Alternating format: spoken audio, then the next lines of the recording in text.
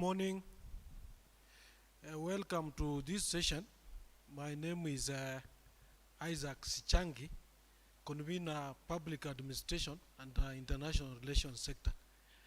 I will take this opportunity to welcome Madam Ellen Adhiambo to start us with a word of prayer.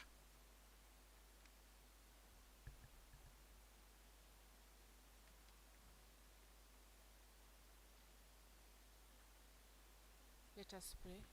Heavenly Father, we come before you this morning. Thank you for this day and everything that we have been able to accomplish up to this moment.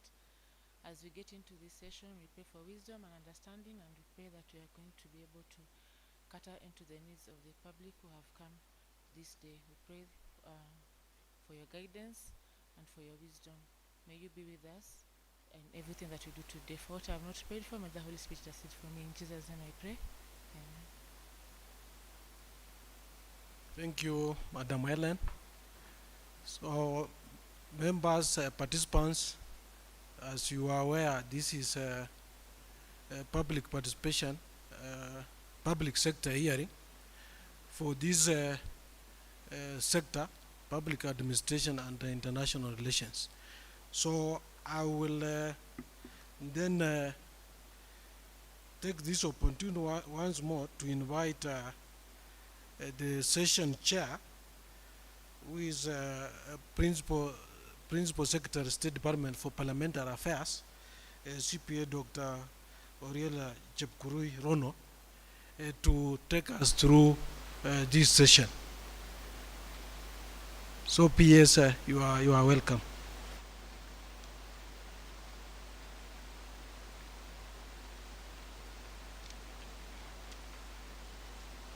Okay, thank you very much, Mr. Sichangi, who is the convener of the payer sector. My colleague PS, Honorable Ahmed Abdusalan, accounting officers who are with us today here, all the participants, good afternoon. Good afternoon once again. Yes, I know we are late. We were supposed to start earlier than this, but it's good that we've started. So I also take this opportunity to welcome you to this public sector hearing for the payer sector, that is public administration and international relations sector, budget proposals for the year 2026-2027, and medium term.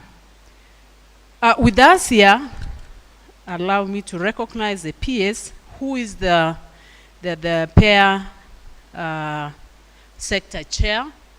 That is Honorable Ahmed Abdusalan. Yes, we can clap for him to welcome him. With us here also we have Moses and Baruku, who is the Principal Administrative Secretary, Office of the Deputy President. Thank you. We also have Masini Ichwara, Director General Economic Planning, representing PS Planning. Thank you.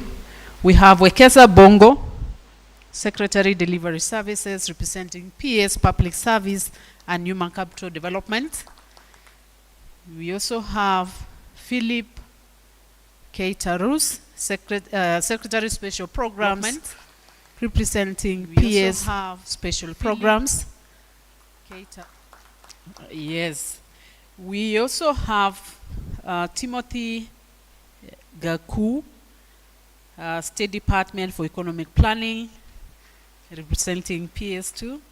Then we have Ambassador Lucy Kirutu, State Department for Foreign Affairs. Yes, we also have a team from Kipra, Kevin Wanjala and Margaret Minor. Where are they? Yes, thank you so much.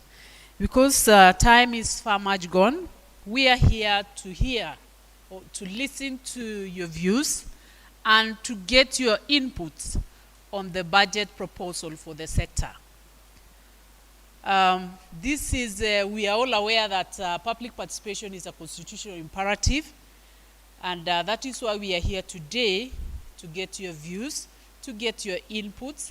We enrich the document that will eventually become the budget for the next financial year and medium term. I'm sorry, I almost forgot. We have team from the National Treasury. Shichangi is here and the entire team. Where are you from National Treasury? Yes, let's appreciate them. So this is a very important day for us as a sector, a payer sector. And because time is far much gone, I'll go straight to invite the chair of the sector to take us through the presentation of the payer sector budget proposals for the financial year 2026-2027 and the medium term. The chair is Honorable Ahmed Ibrahim Abdisalan. Let's welcome him. Welcome, Chair. Good afternoon once again. Assalamu alaikum. Thank you so much. I think without taking much time once again, my name is Ahmed Abdisalan Ibrahim. I'm the PS National Government Coordination and the chair for this sector. I will go straight to the agenda of the day, and I'll give you an outline of what the agenda of the day will be. Basically, it will be introducing the sector, giving you a view of the financial plan for the financial year 2026-27 and the medium term, a program performance review for the financial year 2022-23 and financial year 24-25, cross-cutting sector linkage and emerging issues, and finally, recommendations. The public administration and intergovernmental and international relations sector is one of the 10 sectors in the medium-term budget cycle, playing the following crucial roles. 1, governance. 2, public service performance. 3, legislative framework and justice. 4, financial management and accountability. 5, foreign policy and diaspora. 6, wage bill management. And the sector is comprised of 26 subsectors, and the 26 subsectors are as follows. 1, Executive Office of the President. 2, Office of the Deputy President. 3, Office of the Prime Cabinet Secretary. 4, State Department for Parliamentary Affairs. 5, State Department for Cabinet Affairs. 6, State House. 7, State Department for National Government Coordination. 8, State Department for Devolution. 9, State Department for Special Programs. 10, State Department for Foreign Affairs. 11, State Department for Diaspora Affairs. 12, National Treasury. 13, State Department for Economic Planning. 14, State Department for Public Investment and Assets Management. 15, State Department for Public Service and Human Capital Development. 16, Parliamentary Service Commission. 17, National Assembly. 18, Parliamentary Joint Services. 19, the Senate. 20, Commission on Revenue Allocation. 21, Public Service Commission. 22, Salaries and Remuneration Commission. 22, Salaries and Remuneration Commission. 23, Office of the Auditor General. 24, Office of the Controller of Budget. 25, Commission on Administrative Justice. 26, Consolidated Services. Now, the sector vision and mission. Our vision is excellence in public policy administration and international relations. And our mission is to provide leadership, coordination, and oversight in public finance, economic and devolution management, public service transformation, policy alignment, and international relations to drive national development and global competitiveness. I will now go to the sector strategic objectives. There are a number of objectives there. I will highlight some few. One, provide policy direction, leadership, oversight, and coordination of government for national prosperity. Strengthen public service capacity and culture by enhancing human resources, promoting accountability and good governance, and improving performance management for efficient service delivery. Strengthen management of devolution and enhance intergovernmental relations between national and county governments. Promote a stable, competitive, and resilient economy through sound financial, fiscal, and macroeconomic management. Strengthen investment oversight, safeguard government assets, and streamline pension management. Promote equity in revenue sharing between national and county governments, among county governments and areas defined as marginalized. Establish a competitive, transparent, and sustainable public service remuneration system that rewards performance and attracts talents. Streamline authorization and reporting of withdrawals from public funds. Enhance disaster preparedness and resilience in vulnerable communities. I will straight go to program performance review for the financial year 2022-23 and financial year 24-25. The key sector achievements for financial year 22-23 and 24-25. We also have a number of achievements here, but I will highlight some of the key achievements for the period under review. One, empowerment of women through affordable credit. That is 6,973 women groups assessed affordable credit, surpassing the target of 4,000. Food distribution to vulnerable households. 40,542 households benefited, exceeding the 35,000 planned target. Kenya-Tanzania boundary, 266 kilometers reaffirmed, exceeding the 250 kilometers planned target. We also have rehabilitation and skills training for vulnerable boys. That's over 4,274 boys rehabilitated and trained under the Anti-Drug and Substance Abuse Initiative. Performance contracting and service evaluation, 451 MDS and 250 state corporations evaluated under performance contracting, improving efficiency in public service. Government performance reporting system, 1,970 projects updated on the government performance reporting system against the target of 2,532 projects. Finalize the framework for development of national legislation. Developed a policy handbook on government legislative agenda. Developed government delivery and monitoring information system. National civic education and public participation. 30 counties sensitized, enhancing citizen engagement in governance. 3,500 youth mobilized and sensitized on tree growing. Capacity building for county governments. 45 investment projects supported, strengthening county service delivery. Tree growing for climate action. Over 861,000 trees planted across the country, promoting environmental conservation and climate resilience. Foreign policy review and expansion of diplomatic presence. Launch of Kenya Foreign Policy 2024 and establishment of new embassies, including Guangzhou in China, Port-au-Prince in Haiti, and Jeddah of Saudi Arabia. Negotiations and conclusion of bilateral labor agreements, 9 bilateral agreements signed. Economic partnership agreements, 3 agreements signed.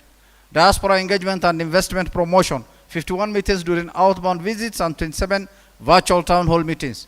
13 diaspora conferences and 1 investment expo held. Equalization Fund and Devolution Impact Assessment, impact data from 24 counties guiding equitable revenue sharing. Payment of pension claims, reduce the number taken to process and pay pension claims to 60 days. Maintained a stable macroeconomic environment through sustaining the inflation band within the policy range of 5+ to 2.5%. Strong foreign exchange reserves and sustained fiscal consolidation path to economic recovery. Public-private partnership funding, 67.7 billion mobilized for implementation of public-private partnership projects. Finalized preparation of the MTP4 and monitoring and evaluation policy. Constructed and renovated 28,712 institutional facilities, awarded bursary to 2,154,783 beneficiaries, and developed 3,435 security sector facilities. Served over 30 million Kenyans through the Huduma Kenya service delivery platforms.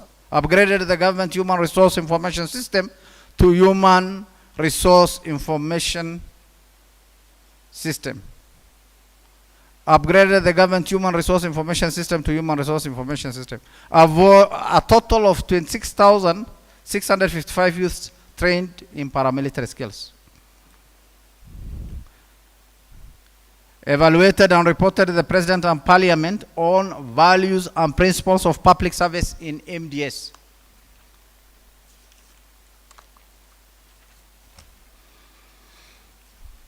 Ensured equitable revenue sharing between national and county governments among county governments.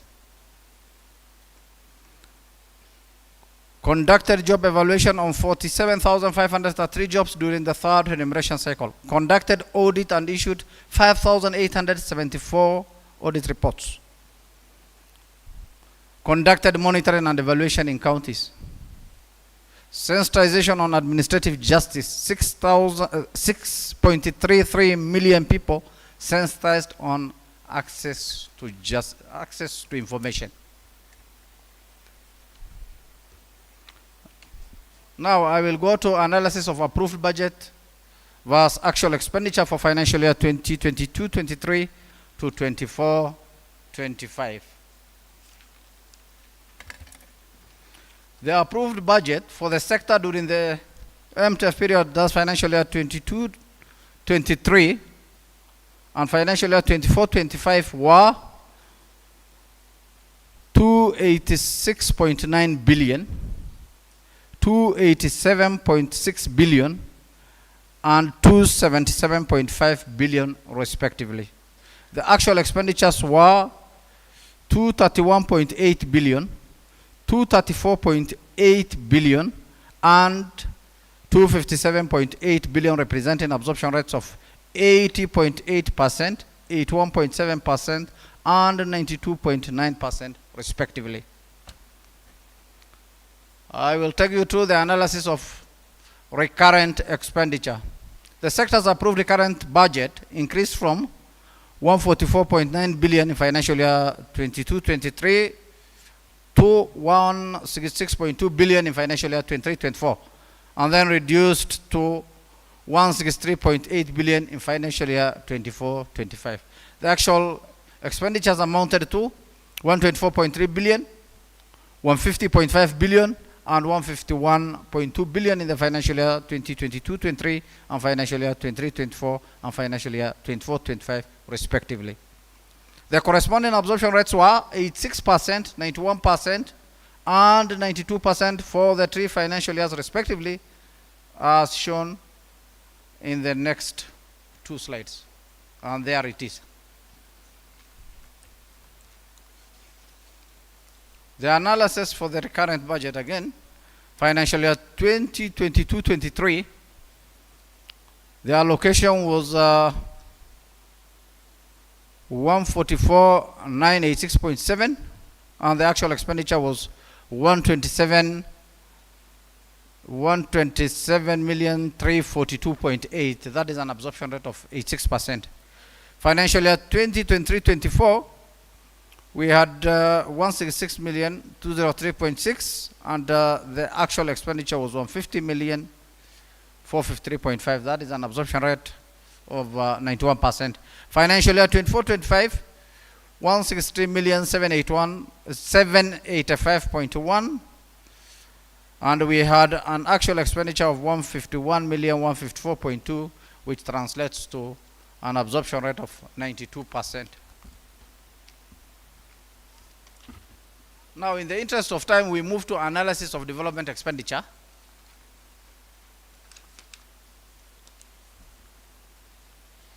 The sector's approved development budgets decreased from 141.9 billion in financial year 2022-23 to 121.2 billion in financial year 23-24, and decreased further to 113.7 billion in financial year 24-25.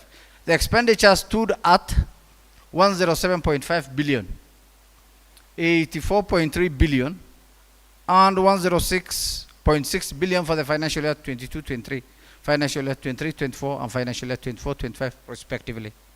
The corresponding absorption rates were 76%, 70%, and 94% for the 3 financial years respectively, as detailed in the tables in the next slide. And here it is. Now, the table of the analysis of development expenditure, the year 2022-23, we had an allocation of 141,930.13, and we had an actual expenditure of 107,491.40, which translates to an absorption rate of 76%. Financial year 23-24, we had an allocation of 121,352.04, and we had an actual expenditure of 84,344.16, which translates to an absorption rate of 70%. Financial year 24-25, we had an allocation of 113,734.24. We had an actual expenditure of 106,630.38, which translates to an absorption rate of 94%.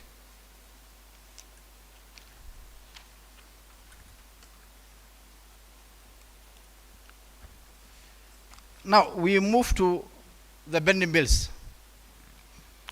The sector's total cumulative pending bills were 11,951.1,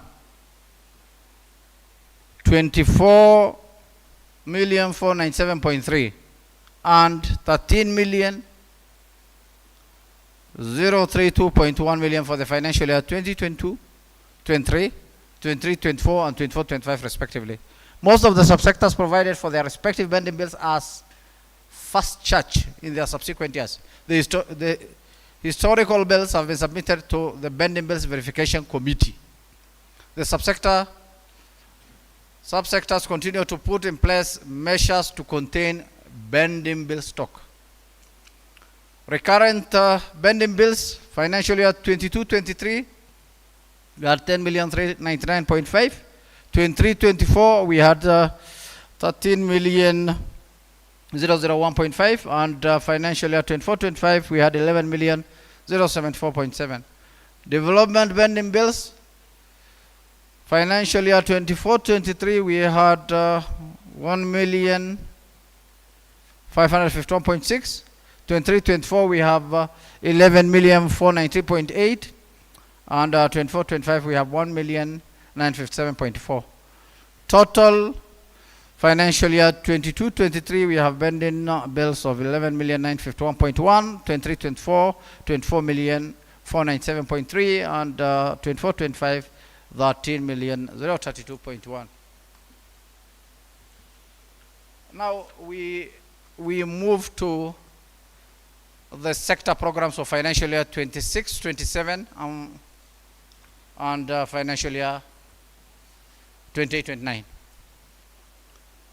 In the 26-27 and 28-29 MTF period, the sector will implement 46 programs.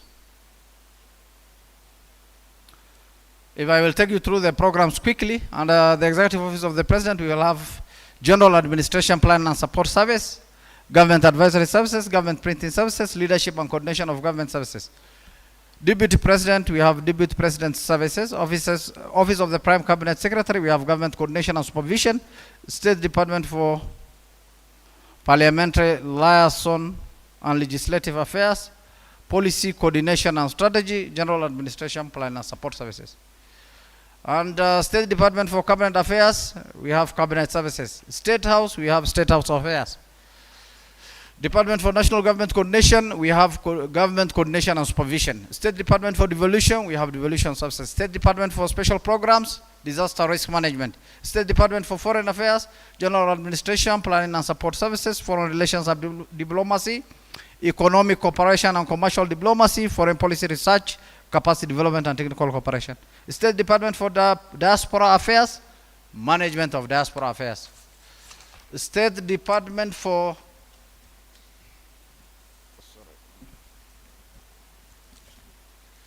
National Treasury, General Administration, Planning and Support Services, Public Financial Management, Economic and Financial Policy Formulation and Management, Market Competition. State Department for Economic Planning, Monitoring and Evaluation Services, National Statistical Information Services, General Administration, Planning and Support Services, Macroeconomic Policy, National Planning and Research Services, Sectoral and Intergovernmental Development Planning Coordination.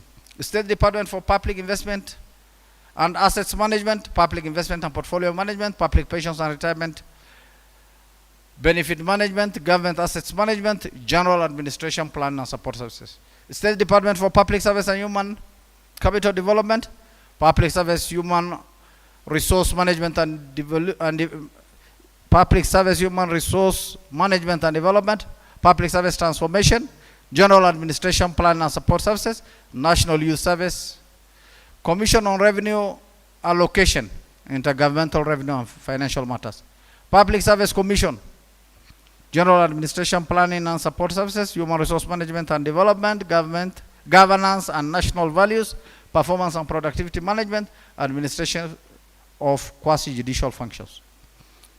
SRC, the Salaries and Remuneration Commission, Salaries and Remuneration Management. Office of Auditor General, Audit Services. Office of the Controller of Budget, Control and Management of Public Finances. Commission on Administrative Justice, Promotion of Administrative Justice. Now, the sector key targets, thus for the financial year 26-27 and financial year 28-29 are as follows. I will go, there are a number of targets under the same, but I will highlight the key ones. One, provide leadership and coordination of government policy. Complete and roll out of legislative agenda, the tracking information system to track the development of policies and legislative initiatives. Facilitate policy advisory on better strategic interventions and priorities. Verify implementation of 51 high-impact beta programs and projects. Promote harmonious intergovernmental relations by holding sector forums for consultation and cooperation between the two levels of government. Provide relief assistance to 2.8 million needy population with food and non-food items annually. Expand Kenya's diplomatic footprint and representation globally by establishing and operationalizing 2 new missions, that is in Asmara and Bogota. Sustain macroeconomic stability by maintaining inflation range at 5.0 and 2.5%.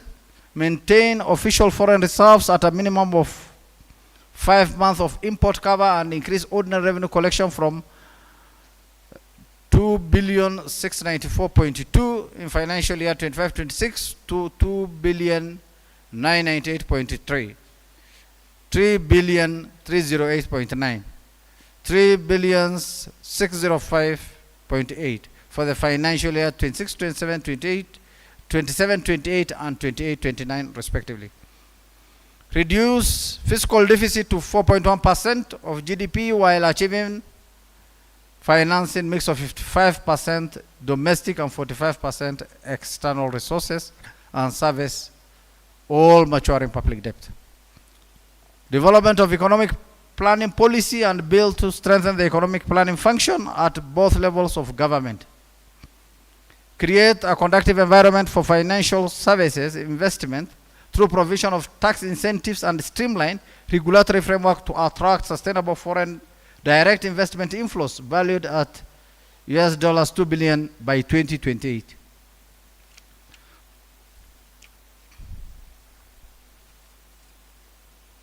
Coordinate implementation and monitoring of the 4th medium-term plan, MTP4. operationalize an integrated public investment management information system, serve a total of 14.5 million customers through Huduma service delivery platforms, make recommendation on the equitable sharing of revenue between national and county governments, recruitment for MDS, constitutional commissions, independent officers, and other statutory officers, and senior management of public universities, harmonization of grading structures and issuance of advice on remuneration and benefits, collective bargaining agreements, and productivity and performance incentives.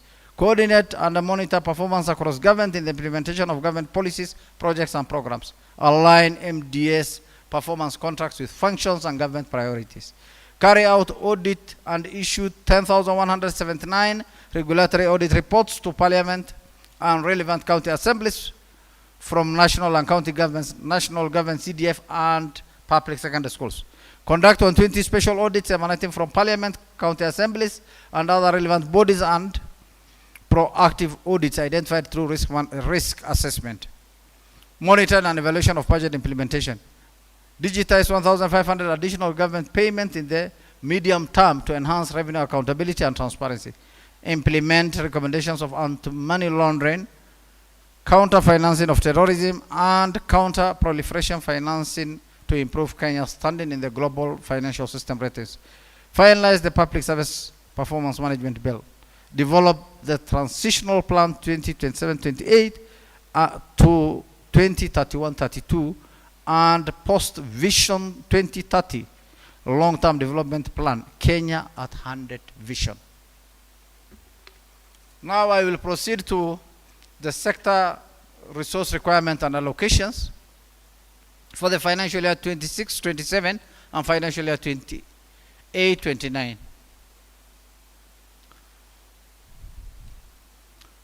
Now, the requirements, the recurrent, as you can see, requirement for financial year 26-27 is 366.985.8,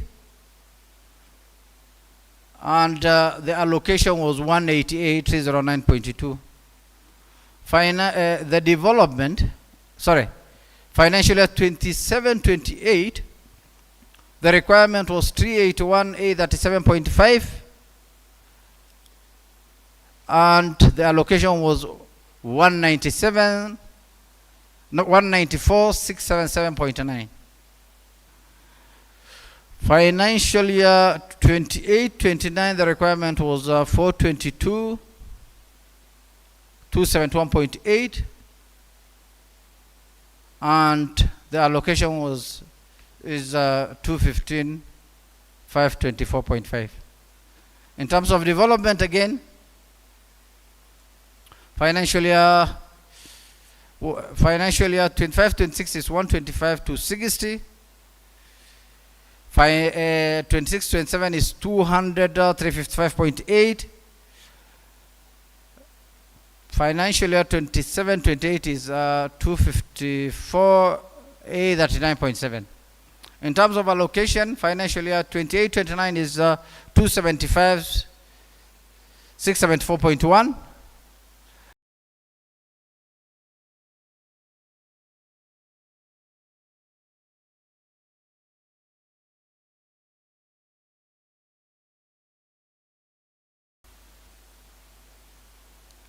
For 27-28 is 139,525.2, and the allocation 28-29 is 147,986.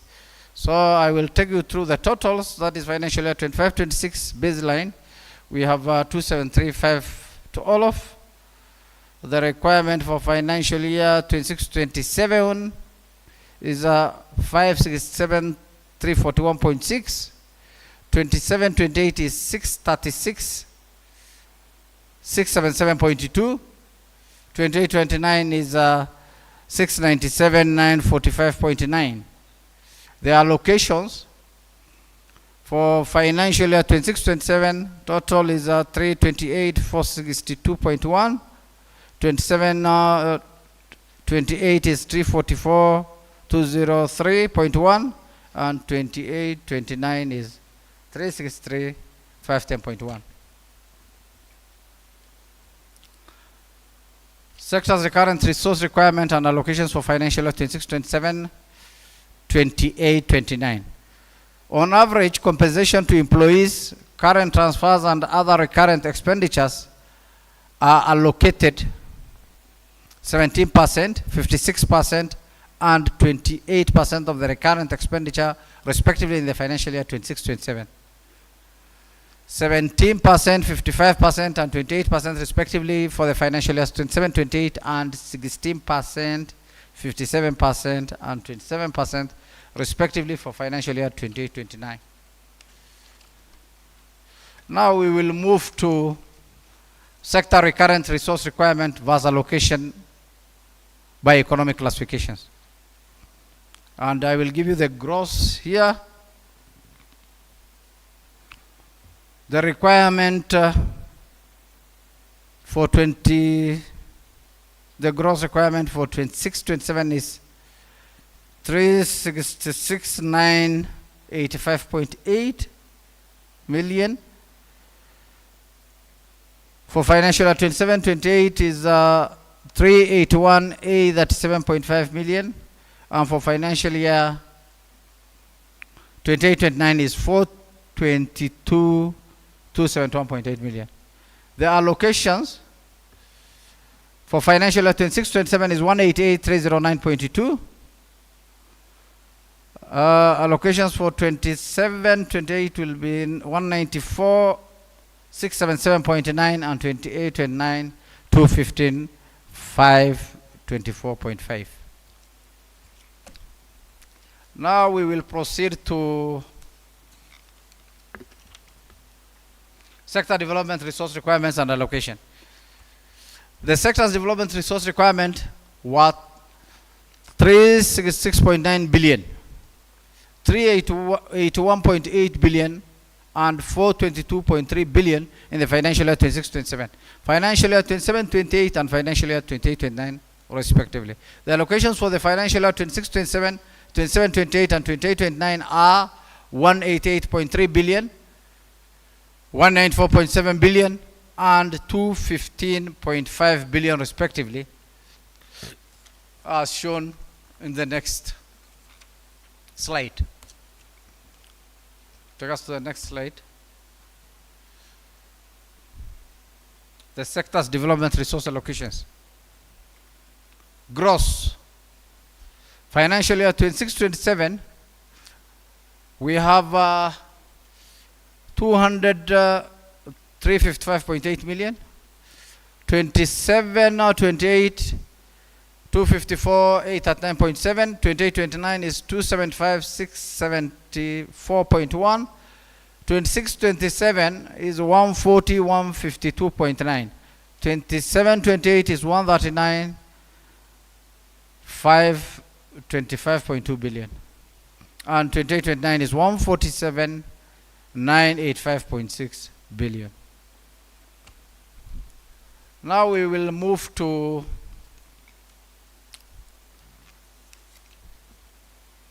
the cross-sector linkage. Cross-sector linkage creates synergy for effective and efficient service delivery, contributing to societal and economic development of the country. The pair sector collaborates with other sectors to implement the national development agenda guided by key framework. That's the Constitution of Kenya 2010, Vision 2030, medium-term plans, better priorities, and other laws and regulations. Now, the sector linkage.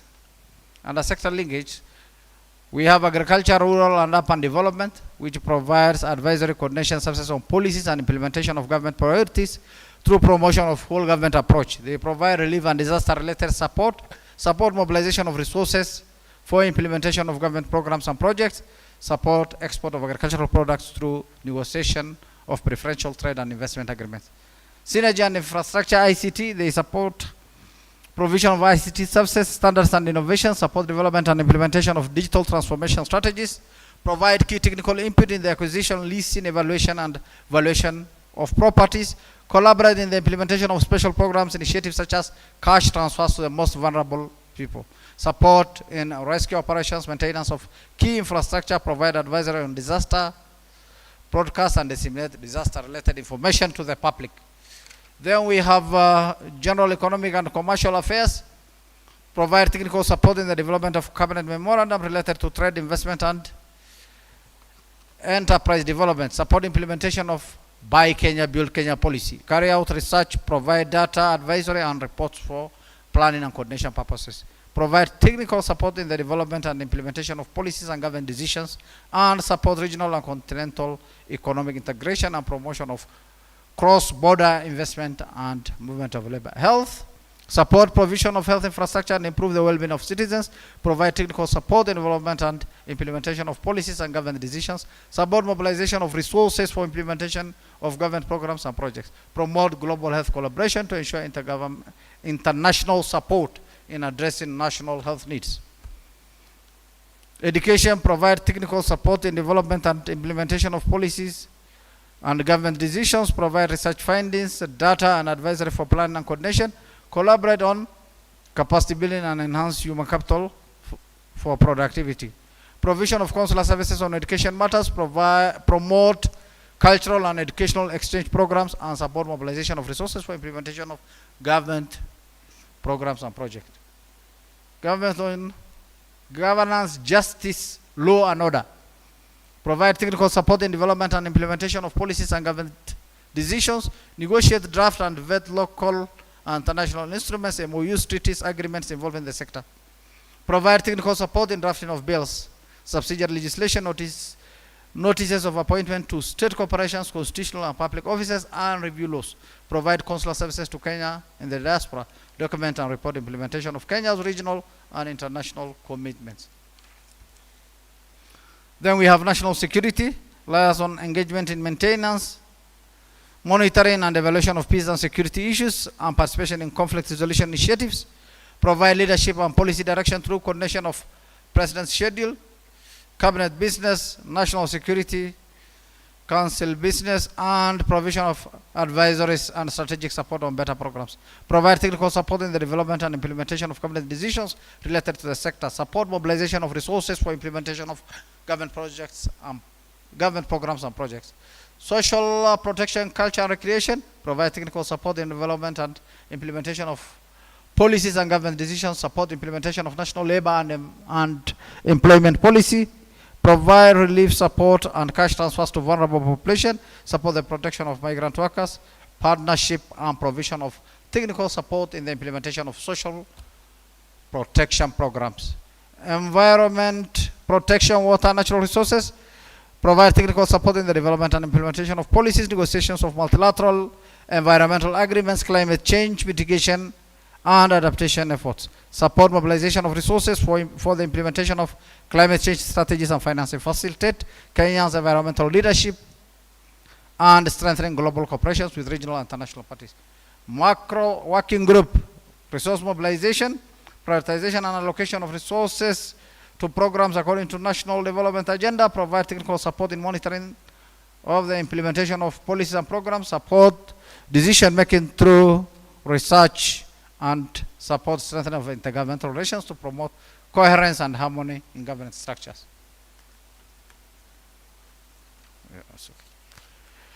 Emerging issues, challenge, risks, and proposed mitigation and responses. We have a number, but I'll identify a few. Technological advancement. The risk is misuse of emerging technologies such as AI, which may compromise the integrity of systems leading to misinformation. The proposed mitigation responses: create public awareness to counter and verified information, develop and implement cyber strategy and enhance software updates, cyber security tools, robust data backup, feasible disaster recovery plan, continuous capacity building on new technologies. Then we go to number 4, financial resource constraint. The risk is the underperformance of projected revenues, undermines the achievement of budget outputs and outcomes, leading to sufficient resources, thus a scale down of the targeted activities in the implementation of planned government programs. Consequently, the sector has accumulated pending bills, some of which are historical due to budget cuts and inadequate funding. Low project performance, accumulated pending bills, low absorption rates. The proposed mitigation measures or responses: promote and implement balanced budgets, expand revenue base, prioritization of high impact programs and projects, explore alternative funding, explore alternative sources of funding. Then we go to climate change. Poor agricultural production thus affecting the national food reserves, and natural disasters such as flooding, drought, change in distribution of rainfall, drying up of rivers, migration of pests, that's locusts, depletion of pasture, and the receding of water bodies that pose a threat to human life and livelihood. The proposed mitigation responses promote climate change mitigation and adaptation measures and mainstream them in the sector activities. Inadequate office space and equipment, inefficient and ineffective service delivery is the risk. So what are the proposed mitigation measures? Provide funding for office space and modern equipment. Litigation and court cases against the budget and the projects. Risks, delayed implementation creates uncertainty in fiscal projections. Litigation and court cases and constitutional petitions against financial bills delay implementation, creating uncertainty in fiscal projections.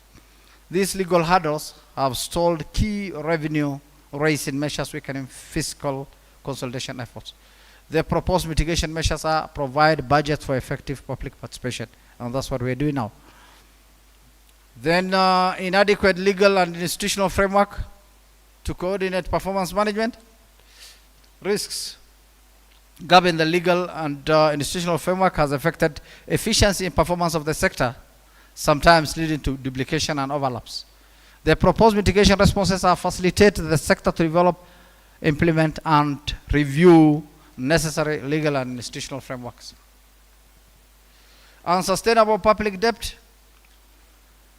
The rise in public debt in Kenya that is projected to reach 67.8% of GDP poses significant economic challenge. The total public debt stood at 11.7 trillion as at June 2025. As a result of the rise in debt burden, the government is compelled to allocate a larger portion of its budget to interest payments, thereby restricting the funds available for essential public services and investment. The proposed mitigation responses, mobilizing both internal and external resources to minimize public debt and prudent public management.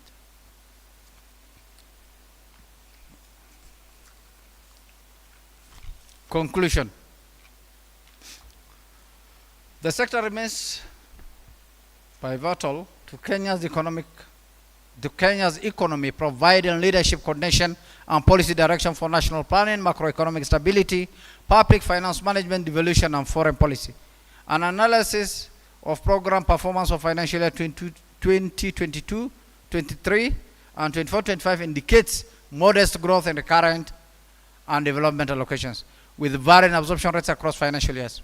The sector's total approved allocations amounted to 286.90 billion, 287.56 billion, and 277.52 billion against actual expenditures of 231.8 billion, 234.8 billion, and 257.78 billion, representing absorption rates of 80.8%, 81.6%, and 92.89% respectively.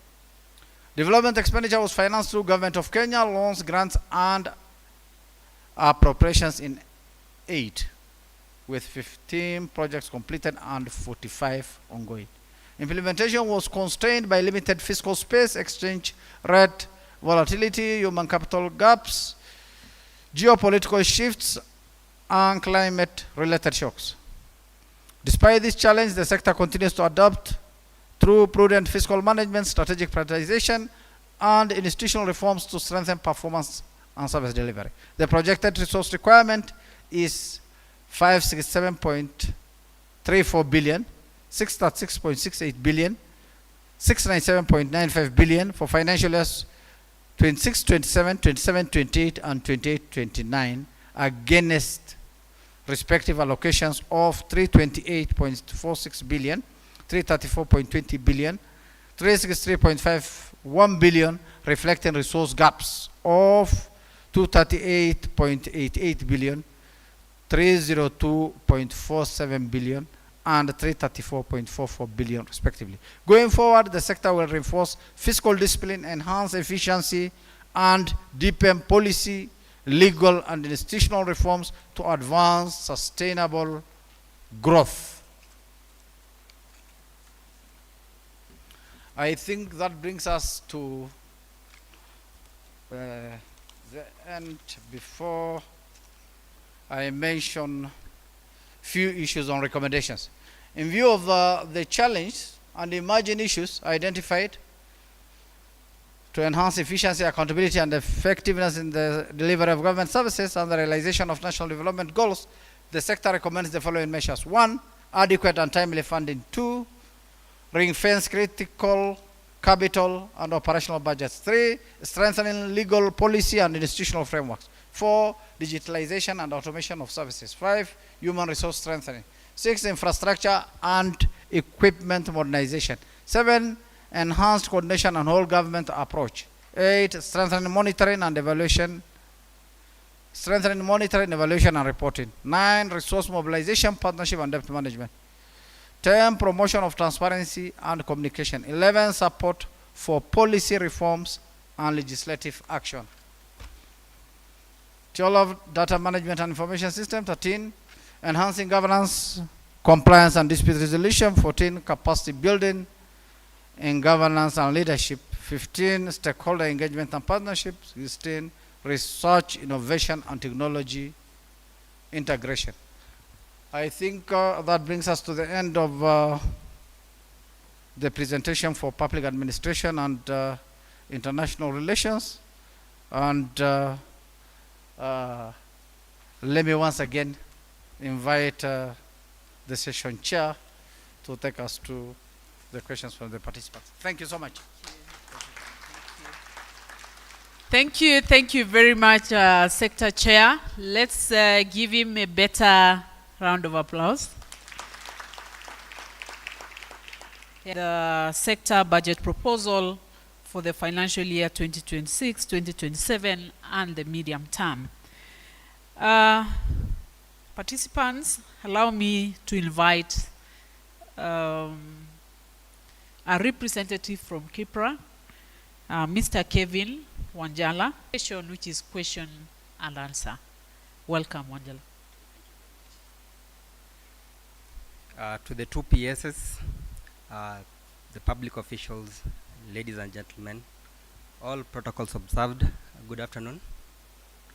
Yeah, my name is Kevin Wanjala from the Kenya Institute of Public Policy Research and Analysis. And we were tasked to read the report and see how it is, give some sort of recommendations, see whether there are some areas that will need more strengthening or deepening. And I request that you roll up our slides, please. Okay, thank you very much. Yeah, what you observe is that the sector report, basically it's very comprehensive. Everything has been adequately covered, especially in terms of the mandate of the sectors, which are 16 in totals, the MDAs, the sagas, the budget allocation, all that was done well. But my role here is just to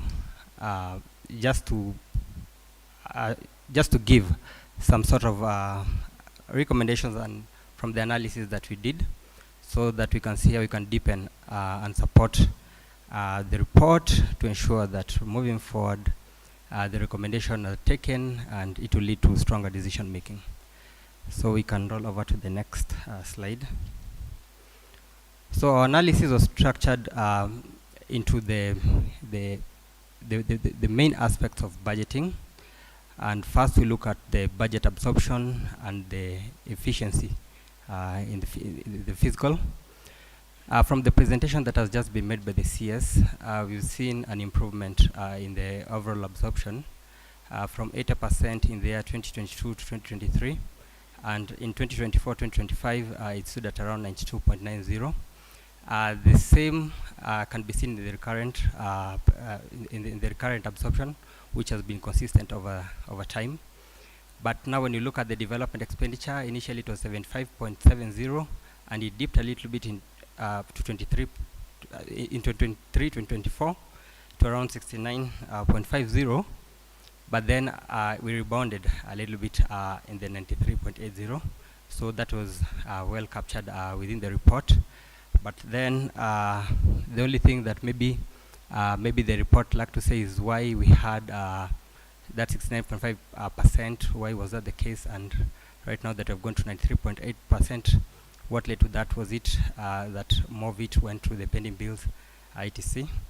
So that is one of the things that maybe should come out clearly in the report, to see what are some of the strategies that were put in place to ensure that we had that leap from 69.5 to around 93.8%, so that moving forward it can it can give us a better strategy, not only in this sector, also other sectors, that they can emulate the same. Let's move to the next slide. So whenever we have the problems or the systemic and absorptions, but the report has rightly put it, it was caused mainly by the delays in exchequer releases, as well as the provisions, the lack of provisions in most cases. But it will be prudent also to try to see what could be the other aspect that could have led to that. Maybe it could be factors like project design flows, maybe lags in procurement, maybe the technical capacity, or maybe weak monitoring and evaluation system.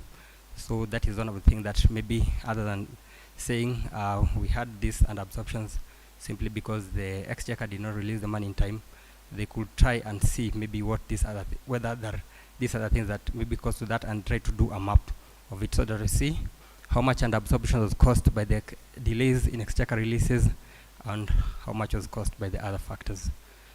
So moving forward also, we will suggest that there is need to strengthen the analysis in order to link future development allocations to the specific readiness indicator.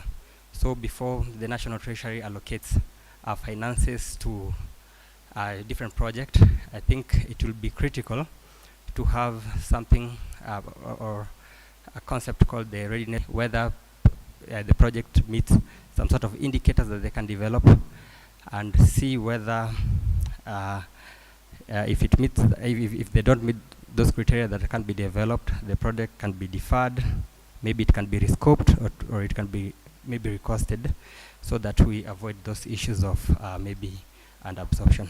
So what are these readiness criteria that we're talking about here? Move to the next slide. One of these indicators that maybe the sector can come up with so that they can prioritize on the project is maybe seeing whether there are some feasibility studies that have been done for those studies, and whether their designs, the technical designs are completed, whether there is a confirmation of the procurement plans, and maybe the tender documents are ready. Maybe for the projects that might require maybe land and site clearances and also approvals from NEMA, whether that has been done before.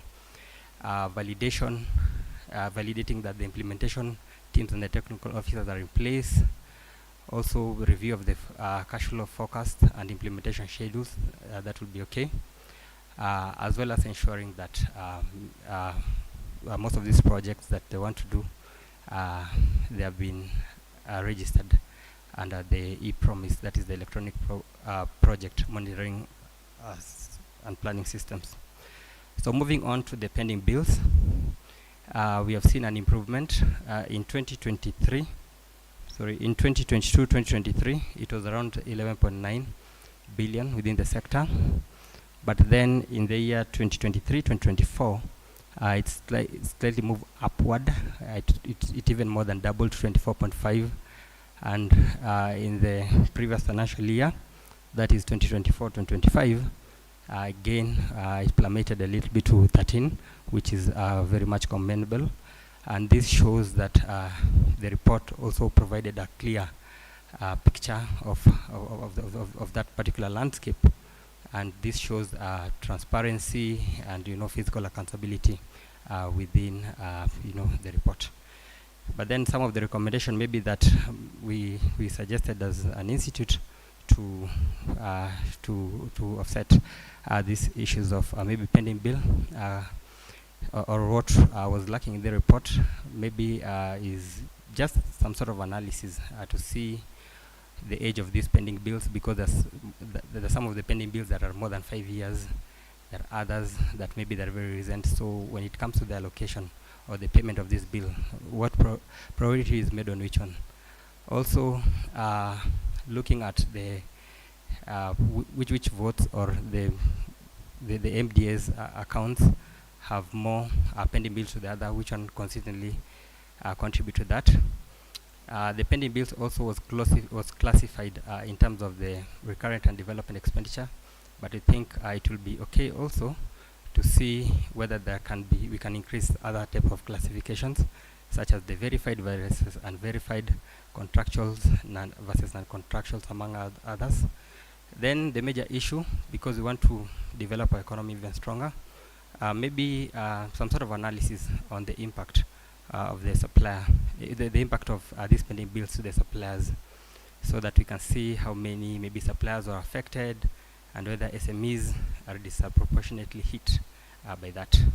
Also, other than what I've just mentioned before, looking at or justifying this with the rationalization of the budget and releases from the exchequer, maybe it will also be okay to look at the root causes diagnosis, which could be maybe the procurement delays, cash flow constraints, maybe contract disputes, overcommitments, amongst other things. We just get to the bottom of it and see how well we can address that. And with that, maybe the report can have some sort of an action plan to see how we can prevent future bills.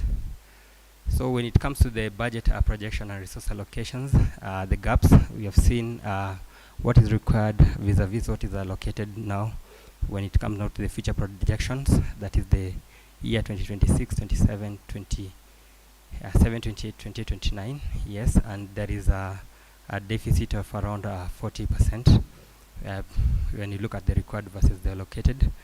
But right now, at least the document has mentioned how it's going to alleviate those problems. But at the moment also we have to be cognizant of the fact that there is a geopolitical shifts, especially from the US, their policies which are more inward looking, and we are getting much of funding from there, especially when it comes to the disaster management, which is key in this particular sector. So there'll be need to have a better strategy to see how we can intervene to fill the resource gap that is needed. Next slide.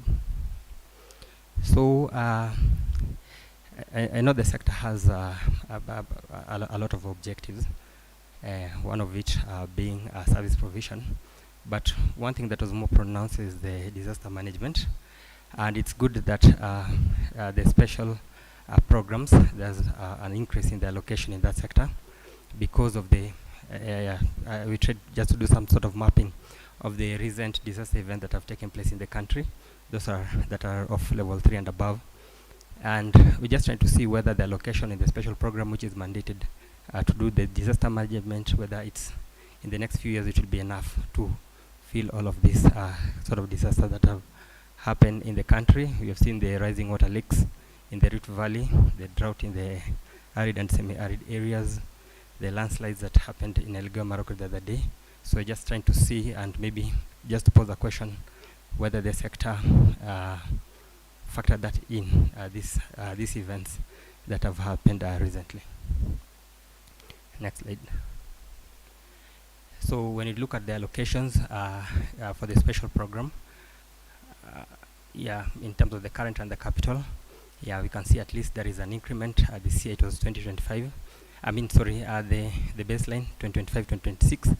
It was 44.2, but at least the allocation have increased significantly to 730. You can see that also the capital from 165.6 to 1 billion, 1.295 billion, and has increased to 2.05, which I think that is robust in terms of the disaster risk reduction services, which is one of the roles that the State Department does. But then now when you look at now the other bit that they're supposed to be doing. Next slide, please. The relief and rehabilitation. More is on current account, capital account, that there are no allocation for that. Maybe that's something that maybe we can look at.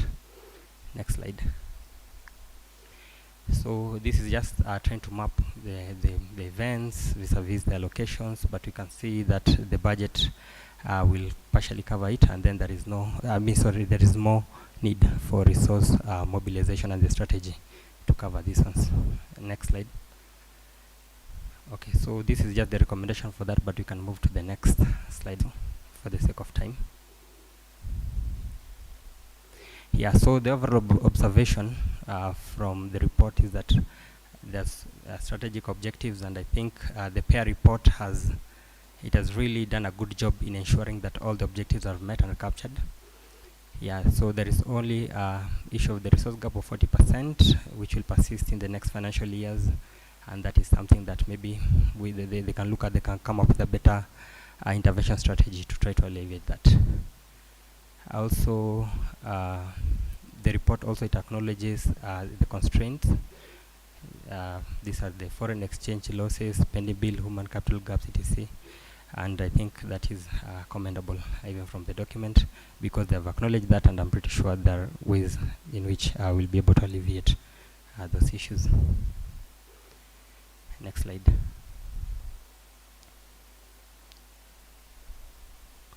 Yeah, okay, so in a nutshell, we're saying that the sector is committed to addressing the gaps. Some of the ways that the sector has proposed to do that is through strategic intervention, prioritization of high impact programs, and also stronger partnerships which are allied to the better and also the MTP4. Finally, when it comes to the conclusion, we can say that there should be for the sector to fully deliver its mandate. There's a need to progressively strengthen medium-term funding, particularly for capital-intensive priorities such as the digital transformation, the disaster preparedness, devolution support, and public service reforms. This should be supported by targeted resource mobilization, deeper efficiency gain, and strategic partnership, which are aligned to the better and the MTP4. And finally, given the shift in the geopolitical landscape, including the evolving the United States policy positions and the changing global and priorities, so the sector may face reduced predictability in donor funding. That was also noted in the report. So there is need to strengthen this and have a proper partnership to strengthen, and also having local domestic resource mobilization measures to ensure that we do not have that stress in our physical space. That is all I had for my presentation, and thank you very much. Yes, a better clap for him. Thank you very much, Kevin Wanjala from Kenya Institute of Public Policy Research and Analysis for that presentation. Now, members, allow me now to proceed to the next, which is, we're actually towards the end of our discussions here today, and that is actually why we are here, to get your views and your inputs. I'm only aware that the time is really not on our side. I think sector chair, together with the convener, will need to advocate for more time for the payer sector, because payer sector is very, very wide, and given only 1 hour 30 minutes is not enough for us to give a very good and elaborate presentation about the sector. But chair sector, you've really tried to summarize today's presentation.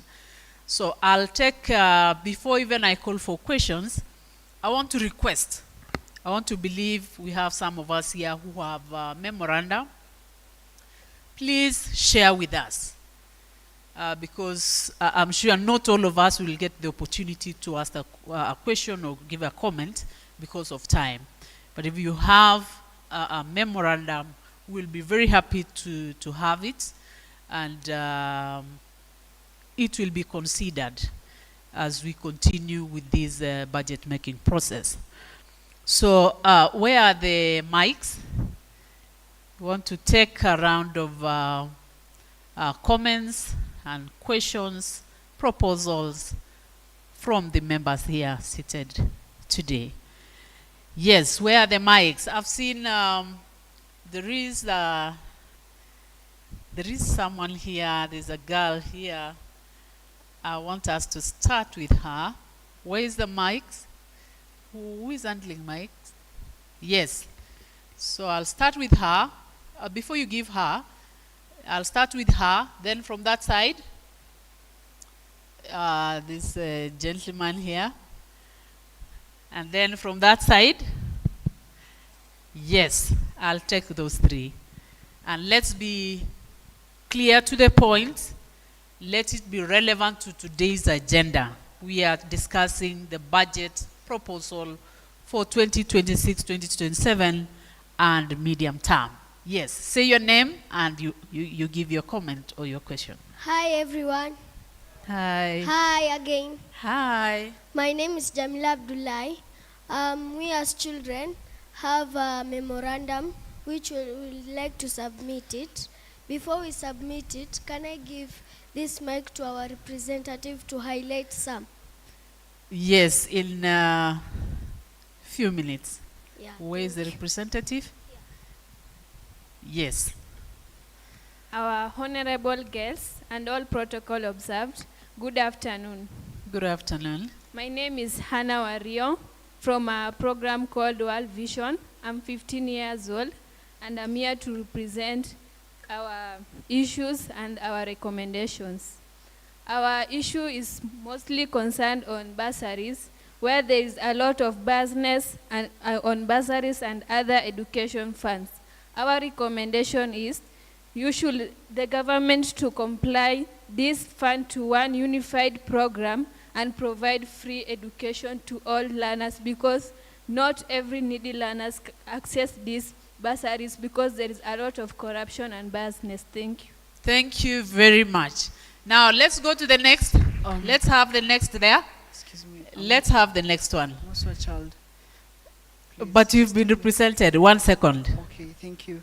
So first, we want to thank the sector for their support in terms of cross-section, where they are supporting even cash transfer for vulnerable children. So according to UNICEF's report and research, we have over 10 million vulnerable children, and to the cash transfer, it's only about 4 million children who get access to these funds, and it's 2,000. So would love, when identifying the beneficiaries of these cash transfers, you aim at children, the vulnerable children mostly, and also to increase allocation for that cash transfer since it helps needy children. And lastly, this is a plea to the sector. We've noted that we want to recommend, if possible, if we can try to sacrifice and cut our recurrent to only essential things, you see, because we believe that, yes, this 188 billion that has been allocated, and when it is increased to meet the 366 billion, we can sacrifice, the sector can sacrifice to only essential needs, you see. We can save almost close to $1 billion and allocate this to social programs such as providing education, what my colleague has said, my friend, to also health, universal health for children. So that was my Thank you. contributions, and Thank you. so Let's much. clap for them. It is also very good that they have a memorandum, so we will be very happy to receive it. Next, over there. Where is the other mics? Thank you very much. My name is Davis Simiu. Excuse me. Yes. We are there. Yes, wait, we will come. You will come But she has during the given me a next micro. session. Yes. We are there. Okay, we are I'm there. waiting. I'm waiting Let's for be that. orderly. Thank you. Okay. Proceed. Thank you, the sector, for a wonderful job well done. much though with challenges. In front of you is Wambogo Agithaiga. I am the Secretary General of Mau Mau Governing Council of Kenya. Mau Mau Governing Council of Kenya is an umbrella body organization registered under Societies Act. I start my concern. One, I would start with the issue whereby it may render alternatives to what we are talking of. With the PBO Act and the challenges that we are undergoing under the PBO Act, even on the economic challenges, and even on the donor funding as we've been made that mindset, I am of the view that public benefits organizations under the same act, we should remove that negative mindset that public benefits organizations are opposition towards what we are doing. I would want to mention here now that with the public benefits organizations, an area we should be focusing on and suggest now from that area. May we come up, somehow suspend the authorization, even though we have been given time up to next year for the federation to take place. Reasons being, under the current situation even of underfunding, we have the opportunity and a wall, even on the bricks, beyond the convention mechanisms. The other one, I'm talking on that funding, yes. The other one, on the budget. Available mechanisms now within the civil society, CBOs and whatever we are having within the framework. I am of the view on monitoring and evaluation sensitization program, whereby funds already set aside, a structured NGO or public benefits organization. We structure this sector. We structure the NGO, now you are calling it National Federation. Let us, before even we go to authorization of it, we structure that sector as of now. Meet the deadline so that the sector itself, the civil society sector itself, can be an alternative to challenges, not a competitive to challenges. Again, even on funding, and those other sectors that we are talking even of children. Within that sector, it had a platform whereby things can be well articulated and it can be enablers, even on issues of alternative employment. That one is there. Finally, is on, this one touches many.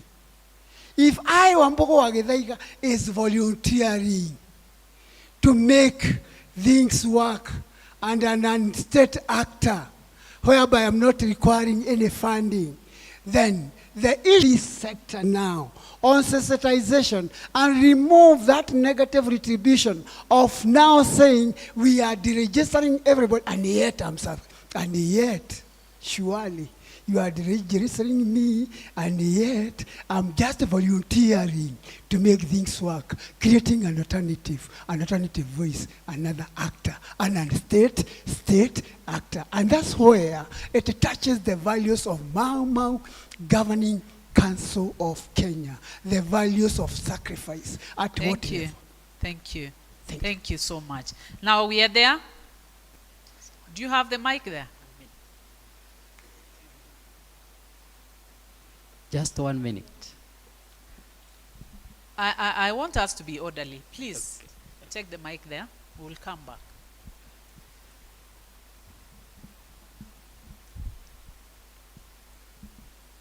Thank you very much, Session Chair, and also our Sector Chair. First of all, I want to commend the work that has gone into this sector report. And I want to say that the payer sector is a crucial sector because it houses the most influential offices on this land. The Office of the President, Office of the Deputy President, Office of the Prime Cabinet Secretary, and all those offices. And it is charged with a central mandate, and that is governance. And in this country, the biggest problem we are having right now is governance and accountability. and the events that have been happening in this country, from the agitation from young people, from civil society, and from all the citizens, is that they are asking for accountability, they are asking for good governance. If we get those right, then water will be sorted, health will be sorted, agriculture will be sorted, and all those sectors. I want to say that I have 2 recommendations. But before I go to the recommendations, I want to give context. That this budget that we are preparing is such a crucial budget because it is coming towards a very decisive election, where citizens are looking upon government to respond to their most basic needs as was proposed or was promised by the bottom-up economic agenda. And this is very crucial because citizens are getting tired, citizens are getting impatient, citizens want to see services delivered. And from where each one of us sit, let us take off the titles that we have, all the offices that we hold, and remember that we are first of all Kenyans. And the decisions that we are going to make as this sector, from PS all the way to sector heads and even the citizens who are represented here, the decisions that we are going to make will be so relevant and so important to the future of this country and the stability of this country as we head towards the next election. And that is why I am proposing, number 1, we must look at austerity. It may be a politically risky proposal to make, but let us be intentional that the offices, the high offices of the land are gobbling a lot of our resources on unnecessary expenditure and allocations at the expense of the most crucial sectors of this country. So let us be bold enough to recommend that we have serious austerity measures. Let it be there. If it will not be implemented, let it be on record that in our sector, we gave it as a proposal. Number 2, the accountability institutions, starting from the Office of the Auditor General, Office of the Controller of Budget, the Commission on Administrative Justice, EACC, the Kenya National Human Rights Commission. These are our last line of defense against the excesses. And so many a times, we are under-resourcing these institutions, and we are finding ourselves in a situation where a lot of our resources are being wasted. Let us be intentional about resourcing the CAJ, Office of the Auditor General, Office of the EACC, Office of the Controller of Budget, so that we hold them accountable, so that they will not be saying that we do not have money to do our mandate. That is a central mandate. And as I end, please also let us look at the public debt. Public debt is choking our resources. In the near future, we are headed to a red zone because we are now getting to 12 trillion of our public debt. And we are not counting the pending bills that we have listed here as public debt. We tend to put pending bills as if it is not a debt. These debts that we are accumulating as a nation, and some of them are odious debts, are choking our future. These young people who are seated here will be so much in trouble if we continue in this trajectory, because when the time comes to pay these debts, most of the people who are on the decision-making table now will not be in those offices. And it is these young people who are going to suffer. I cry for my country. As we look at how to move Kenya forward, please, as we make these fiscal decisions, let us take ourselves back to the village and remember that behind this pending bill we say is 13 billion are people who are being auctioned, are families that are going hungry, are people they are supplied to government and they were not paid. Let us be humane as we make these proposals, and let us be firm in making these proposals. Thank you very much. Thank you, thank you. Chair, allow me to take the next round, and then I see most of them are comments that we need to carry. as a sector and see how best to incorporate. But after I take the next round, I'll give some of us to give comments on what has been raised. So I'll start from this side. There, is there anybody that row? No one. So there we have someone there. You can start. Thank you. Allow me to respect the protocols of which have been set. I'm CPA Jacob Muteginjeru. I hail from Tharaka County, but I'm managing partner Tenjik and Associate, also representing ISPAC Legislative Affairs. Allow me to go straight to my concerns.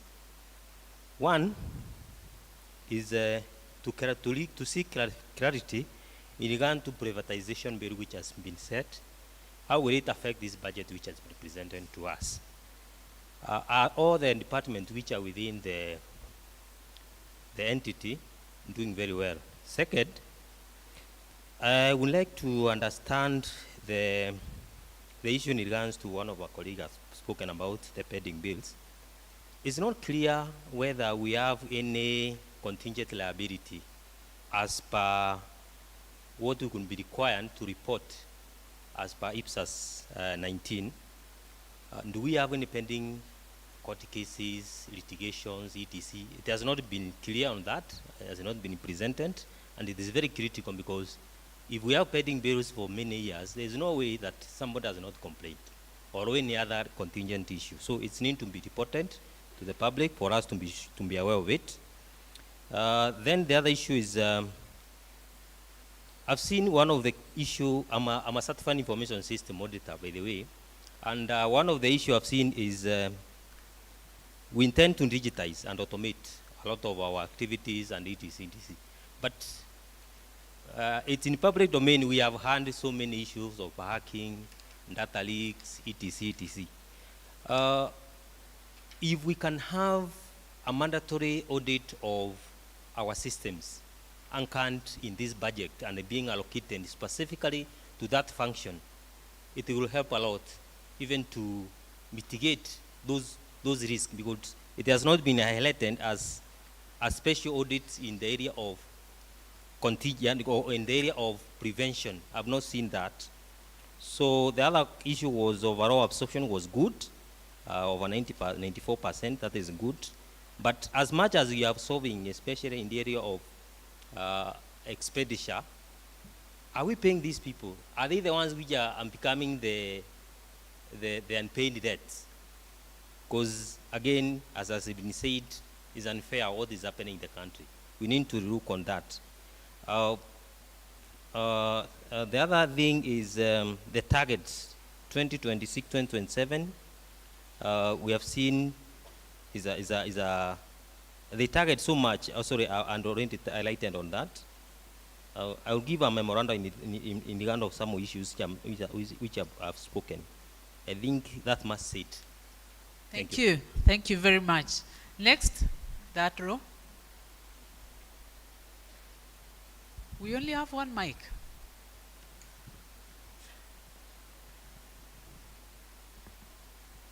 Yes. Okay. Proceed.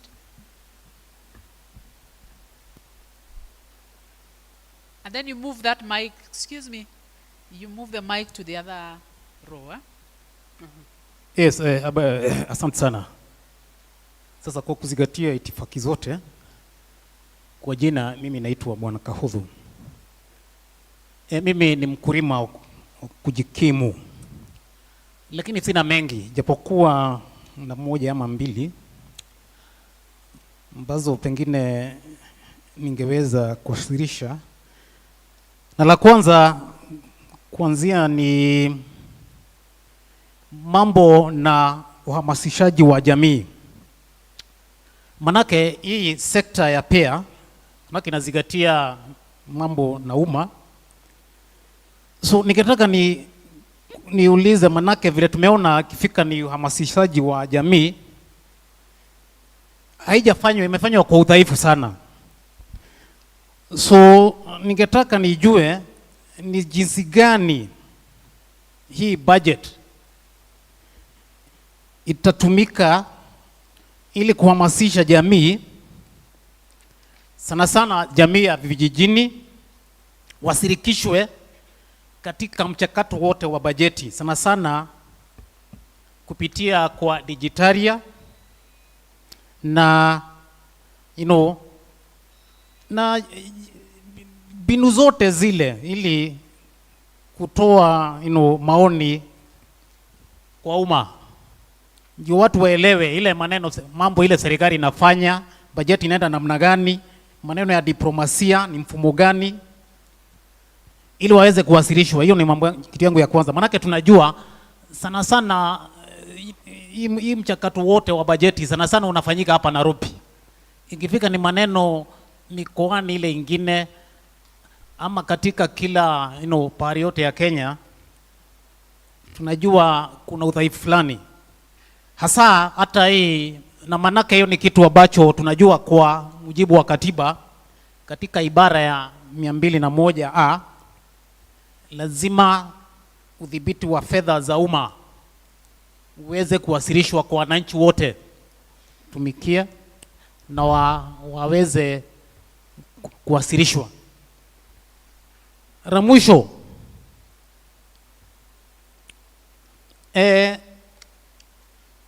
jinsi gani tunajua hii bajeti kuna ile upunguzo umepunguzwa katika kuna pengo kubwa sana sana hata kwa hii pia, na hasa kwa bajeti yote hata ya kitaifa kuna hiyo pengo kubwa sana. Yangu sasa ile kitu sielewi ni athari gani hii, manake naona tunajua ya kwamba kuna hii mambo na ile mambo na ile maneno ya pesa, ile maneno ya deni, na hii yote kimataifa tunajua hii itakuwa na athari zake. Manake kama kuna upungufu ya fedha kwa bajeti, itaweza pia kuathiri, manake tukifanya mifumo kama ile ya mambo ya tabia nchi na ingine, itaathiri na hasa hata maneno ya ajira na ingine, manake serikali inabidi kuboresha hii mifumo yote. So kwa ufupi, ningeuliza vile umma tunaweza tumia digitali ili kuboresha uwazi na pia uwezo wa umma kwenda kushirikishwa katika mchakato wote wa bajeti, na hasa maneno ya kidiplomasia. Ndio manake watu wanaelewa jinsi serikali inafanya kazi yake, manake tumeona udhaifu zaidi. Asante sana. Asante. So the next person there, and please I request that we go straight to the question, straight, so that we save time.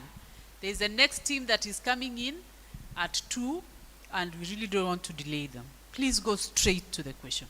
Yes.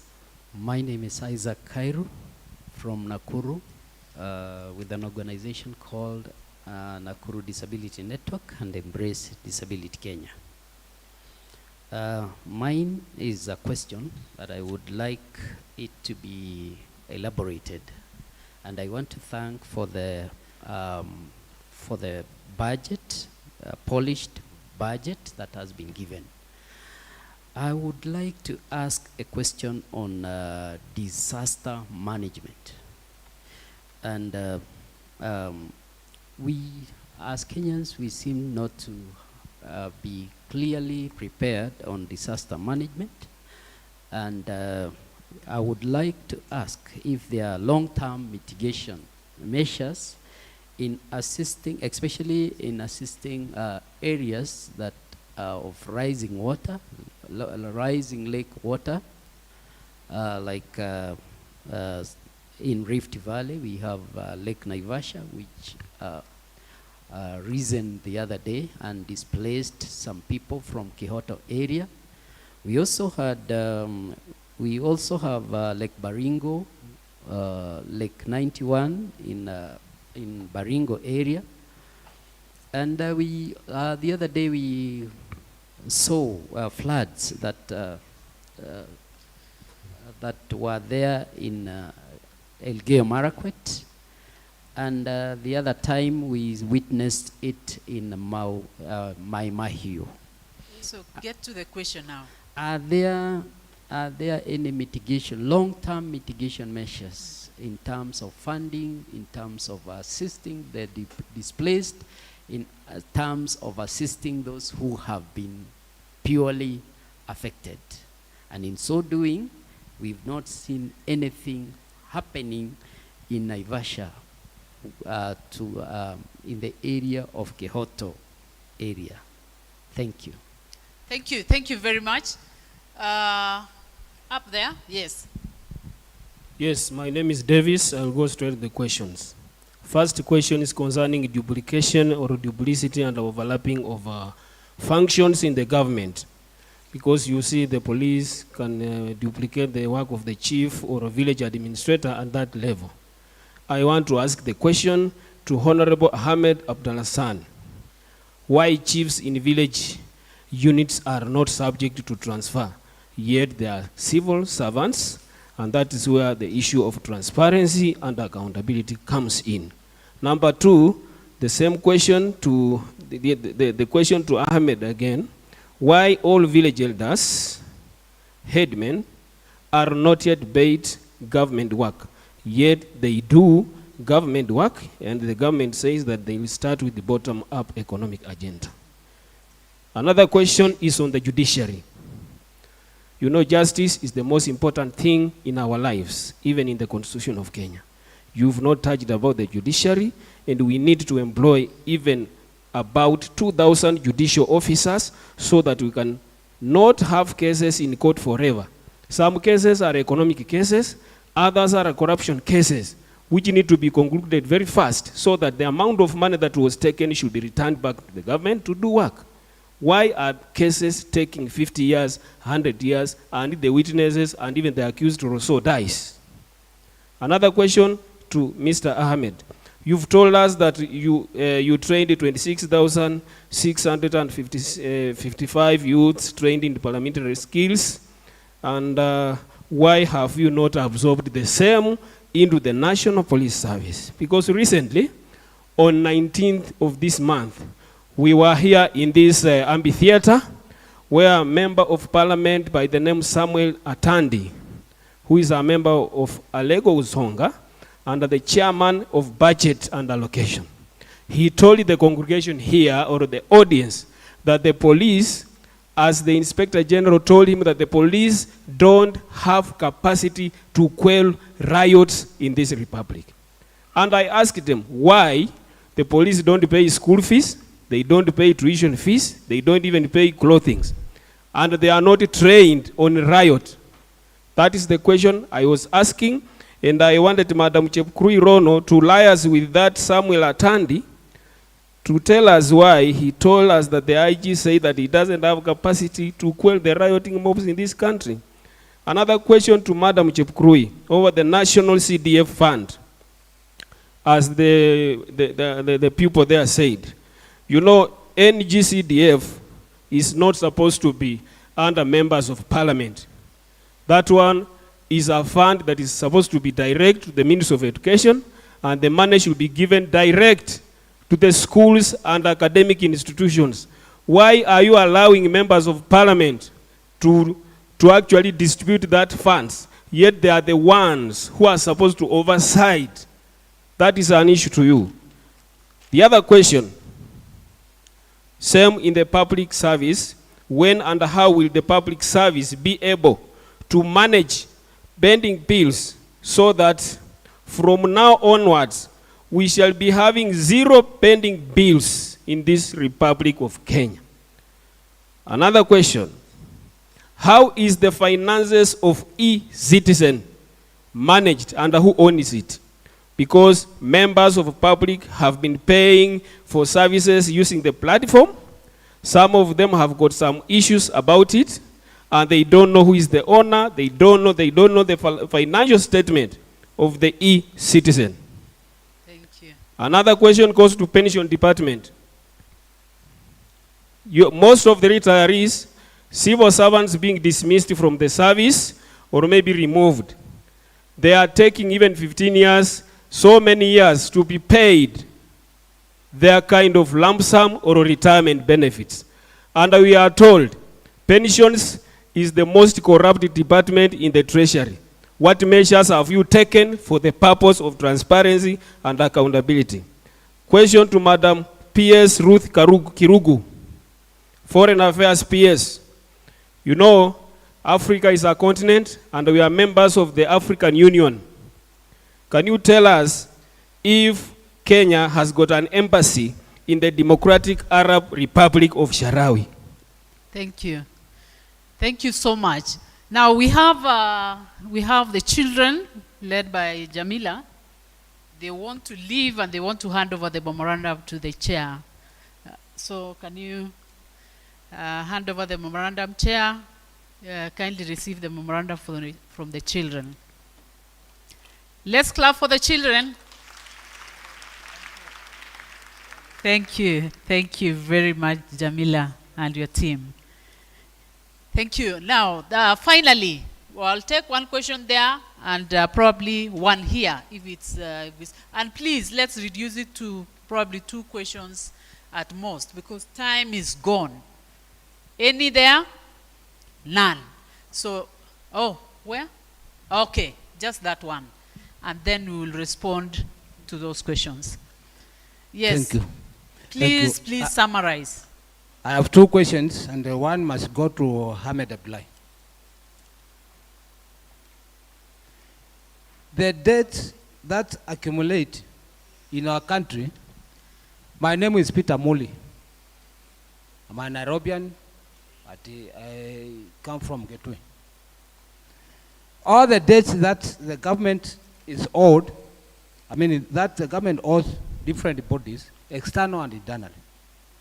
He is not told us the age of those debts. When did they start to accumulate? How many years? Is it 2 years or 3 years or 100 years? Number 2, we have people who have been gone to court and awarded, and yet these awards, this public service has not honored the court's awards by those people, like people who are in the armed forces. They were taken to court, they went to court, and the court found them, they were supposed to be compensated. Thank you. I should say, this public service commission has sat on their compensation for more than 10 years. Number 3, all the commissions understand they are under the public administration. What is the purpose of the Auditor General auditing accounts of various government bodies, and she found, or she finds some figures missing, and then the people in those offices are not questioned. They continue there until they also steal or embezzle the amount in the next year and the next year and the next year. Don't they have the power to follow up this? Thank you. Thank you. Okay. Finally, I want to allow a lady there who really requested to comment on this, and she's going to be the last one. Then I ask the chair, the pair sector chair, to respond to some of the concerns, and my colleagues here. Yes, ma'am. Hamjambo. Hatujambo. Kwa majina ninaitwa Damari Swaidera kutoka Kikuyu, Kiambu County. Yangu mimi ni kusema ama ni kuonelea kuna mambo mingi tunafanya na tunafanyiwa. Na tunafurahia serikali yetu kwa kuwa inatufanyia na tunaona venye inatufanyia. Lakini sisi kama watoto wa Mau Mau wana MMV CROG tunaulizia serikali yetu itukumbuke, kwa sababu tulizaliwa kutoka wakati wa ukoloni, wazazi wetu wakauliwa, na pia hata tuliozaliwa pamoja nao mambo mingi mbaya ikafanyika katika nchi yetu ya Kenya.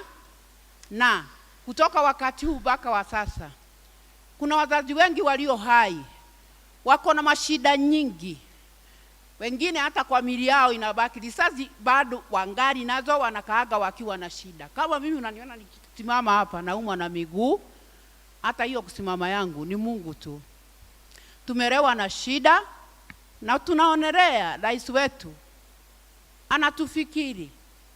Kwa hivyo tunasema mambo ya Maumau na watoto wao walio hai na walioaga, watoto wao washughulikiwe.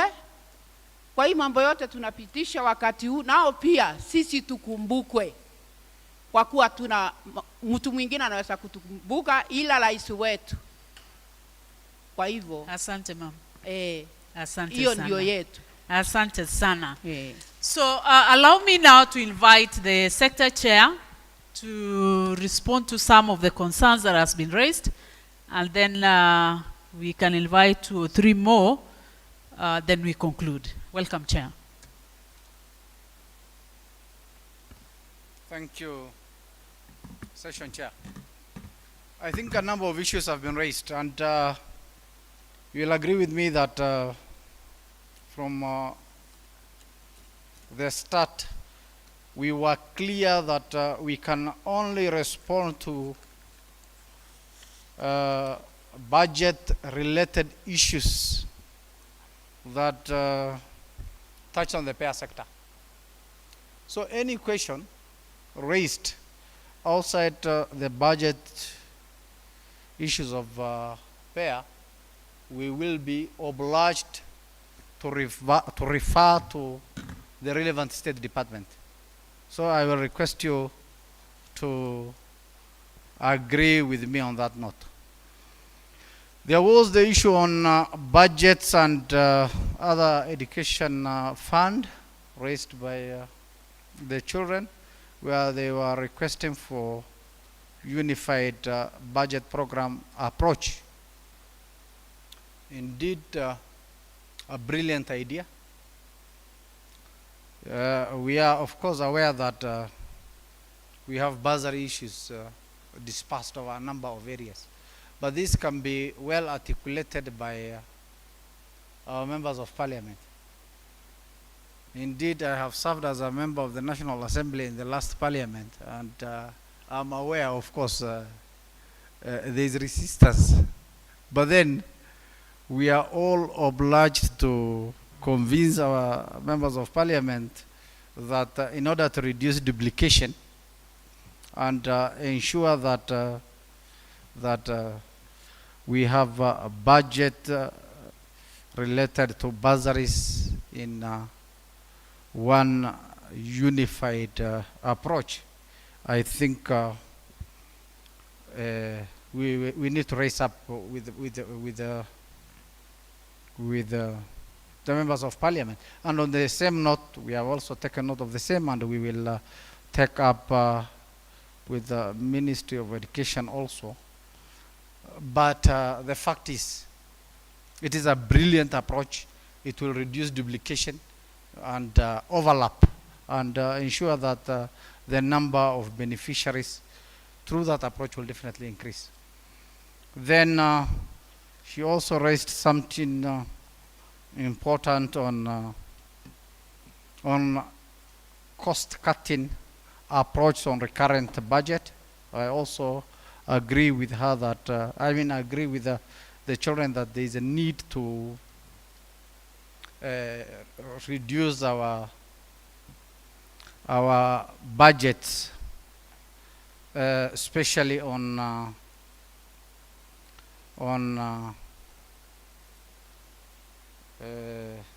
our recurrent budget. Currently, what we have done is that we have promoted the zero-based budget approach of all our recurrent budgets, so that we can only look at essential issues. And we are looking at all aspects to reduce on issues related to office operations, supplies, travel, training, and any other non-essential administrative expenditure. There was an issue raised by the gentleman there. Again, he touched on interior, the Department of Interior, which is not part of this payer sector. It touches on issues of public benefits organization, and it touched on the PPO Act 2013, which I'm aware was operationalized in 2014 after court cases. I know the issues which were not agreeable were addressed by the court.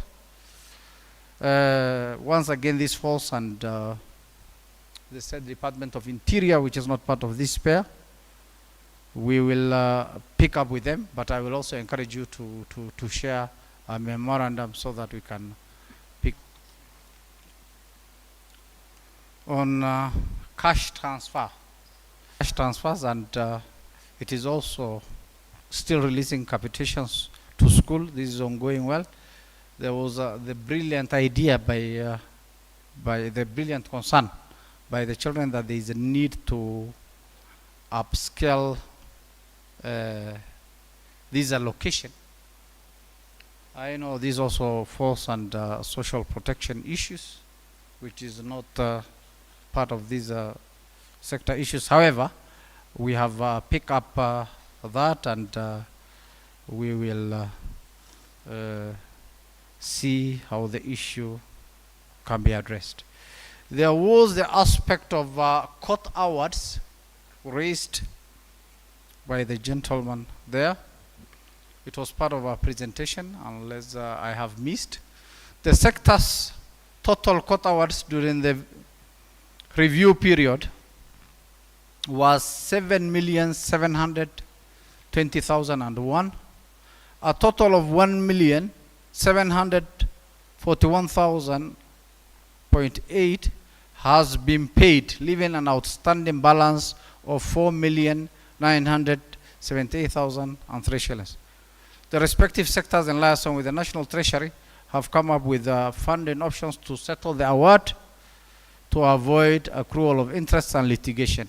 And if I even give you a breakdown of the same, the State Department for Devolution had a court award of 454.3, and they have paid 1.8.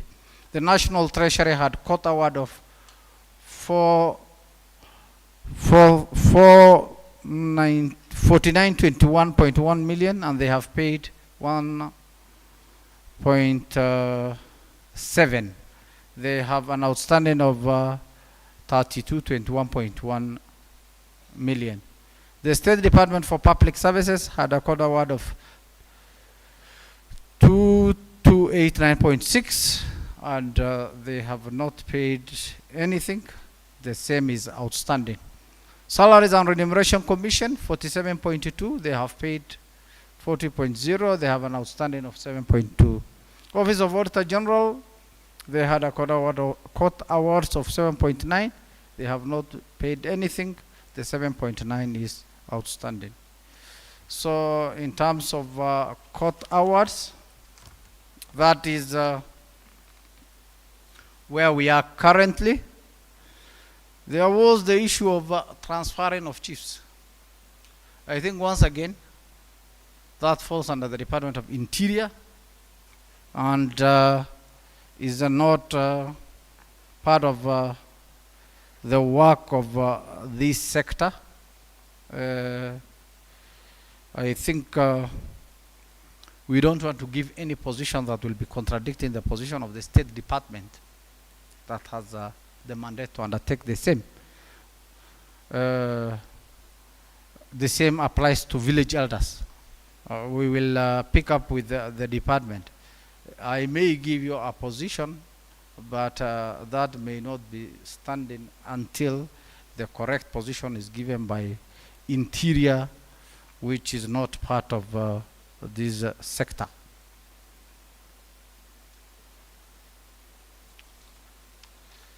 There are other issues that were raised, and Chair, I think we will request the Treasury people probably come over and respond through you. Thank you very much, Chair, Sector Chair, for the response that you've given on the issues that were raised. There were issues that were raised by children, and they have shared the memorandum, so that one is taken care of. There was something that was raised by Wambugu concerning the Public Benefits Organizations Act. Yes, 2024. There are some proposals that you've raised, which I also want to request you to participate. There is Public Benefits Organization regulations that are being developed now. They are going through public participation that will enable the operationalization of the Public Benefits Organizations Act. So I request that you also contribute to those regulations so that the issues that you've raised can be captured there. And thank you for raising those concerns. Now, there were issues that was raised that were touching on Foreign Affairs State Department, and I want to request Ambassador to come and respond to those concerns. Welcome, Ambassador Lucy.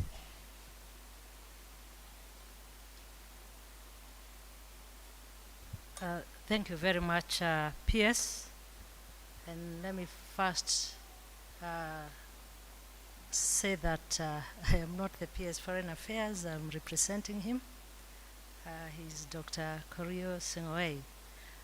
The question that was asked was in relation to Kenya being a member of the African Union, and if Kenya has an embassy in Sahrawi. And I would respond as follows, that as Kenya, our engagement with Sahrawi's Arab Democratic Republic is basically conducted within the framework of the African Union as well as the United Nations.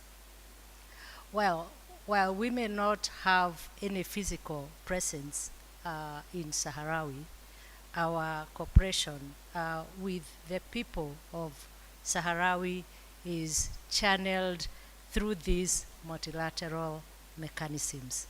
So we do not lose out on any engagement with the People's Republic of Sahrawi. I thank you.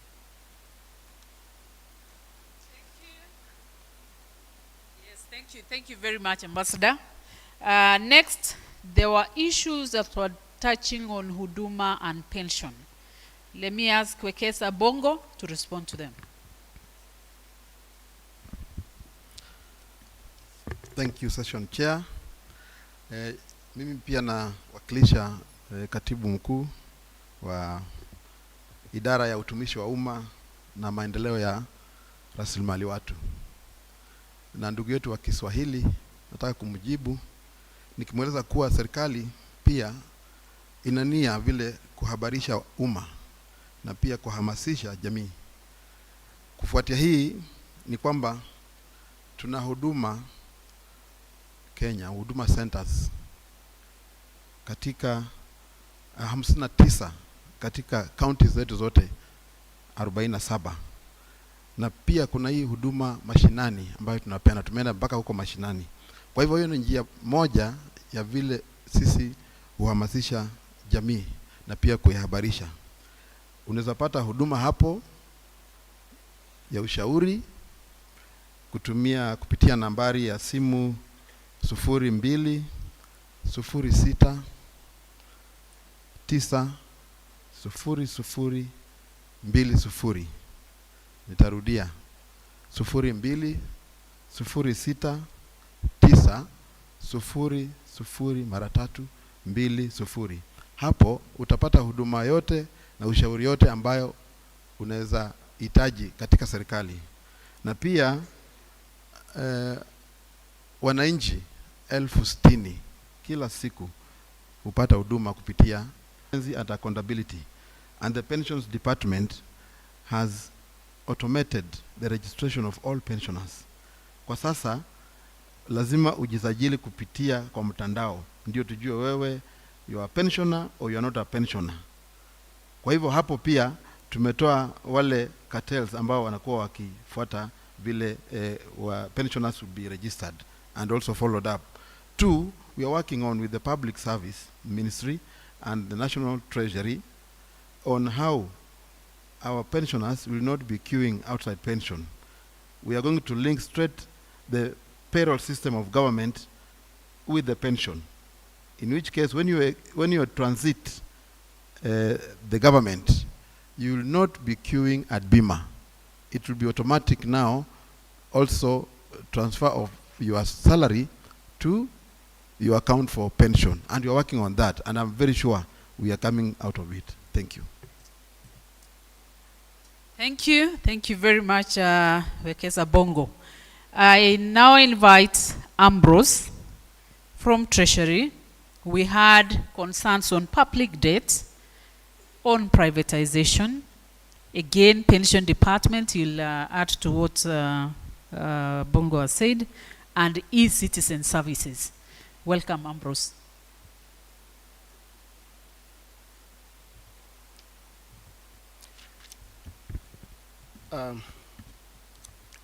Thank you, Madam PS Chair, and Chair PS for the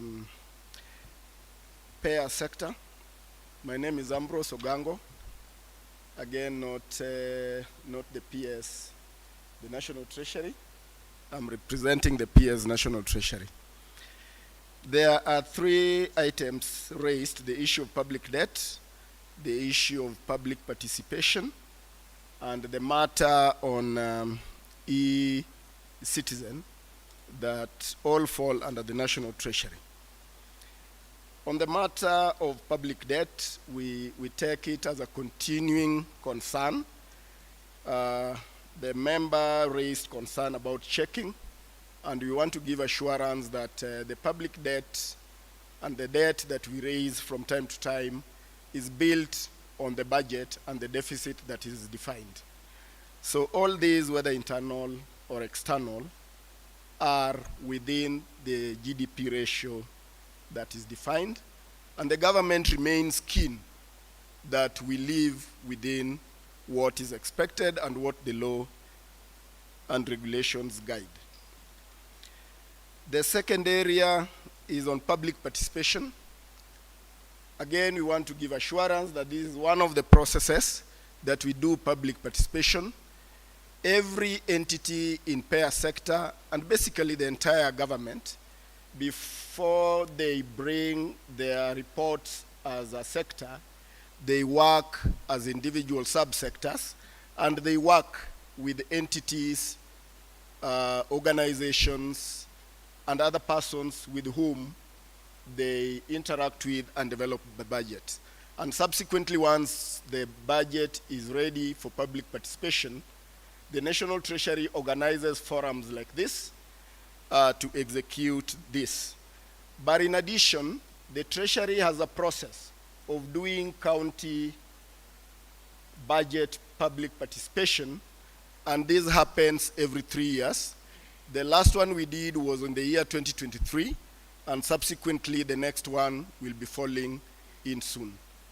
Beyond this, also, the legislature has their way of also carrying out their public participation in respect of the budget, and indeed they always invite the public to participate. Madam Chair, the last area was on e-citizen.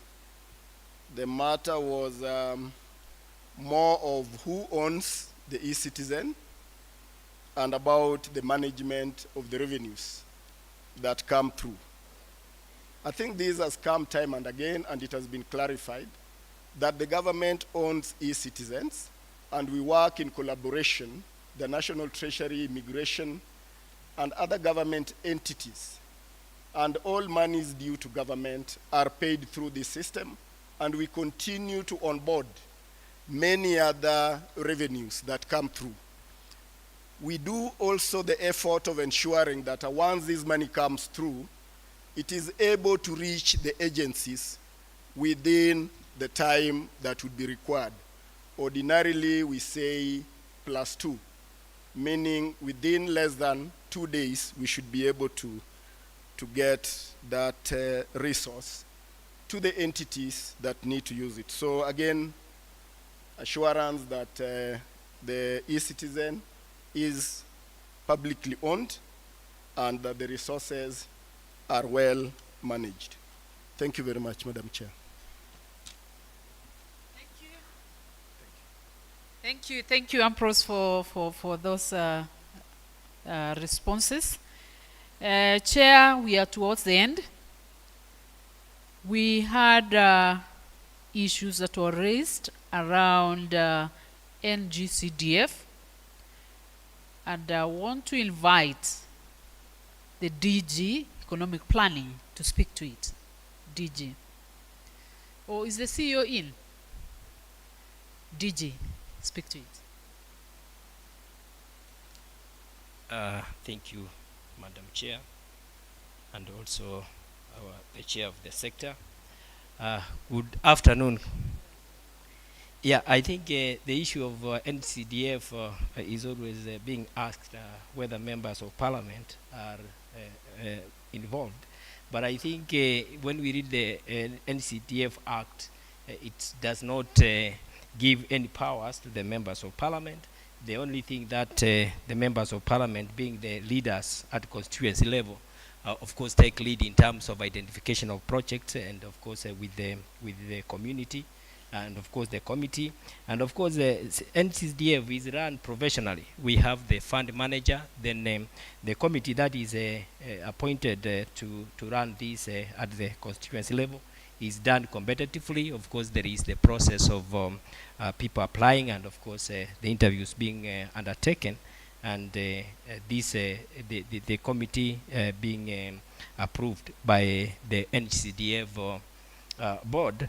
So I think that the question will be maybe members of parliament are the ones who launch projects. Is it can somebody else be able to launch these projects, and we can see the members are doing? And again, I think all the people at the constituency level are supposed to participate in the projects that are being undertaken. Therefore, the issue that MPs do financial transactions, do tendering, and of course procurement is not anywhere in the constitution or in the act, the NCDF Act. But of course that is maybe something that we see, but we have never interrogated much to see their role. And I think all Kenyans are welcome to see what the fund is doing. The agreement across the country from the data that we have is that NCDF has done a wonderful job. As we wind up, there was a concern on disaster management. I want to request Secretary Special Programs to respond to that concern.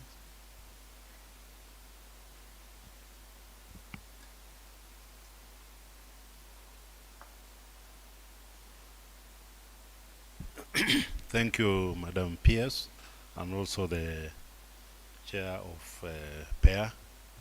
On the issue of disaster management, as we speak, we are actually working on the National Disaster Risk Management Policy and Law, and it is at the tail end.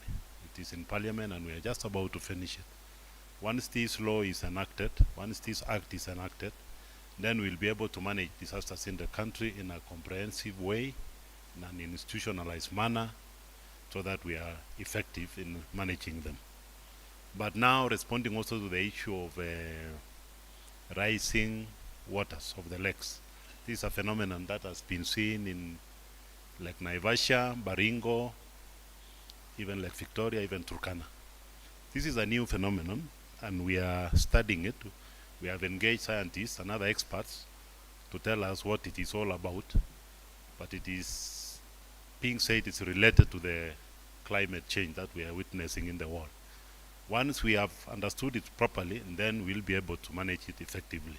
In the meantime, those who are displaced by these rising water lakes are getting assistance. We give them food and other non-food items, and including relocating them where it is necessary to do so. So we are actually taking care of this situation. Thank you, Madam Pierce. Thank you. Thank you, Secretary. Maybe to add to that, there is a bill in Parliament called Disaster Management Bill that is now at mediation stage. It was approved by National Assembly, then approved by Senate with amendments. That's why it's at mediation stage. That's a bill that will also guide the space and help us to manage disasters as a country. Davis had raised a number of concerns. Some of them were comments. Some of them has been responded to. Allow me, Chair, to finally invite us, Office of the Deputy President, to speak to paramilitary concern that was raised by someone here. Moses Baruch.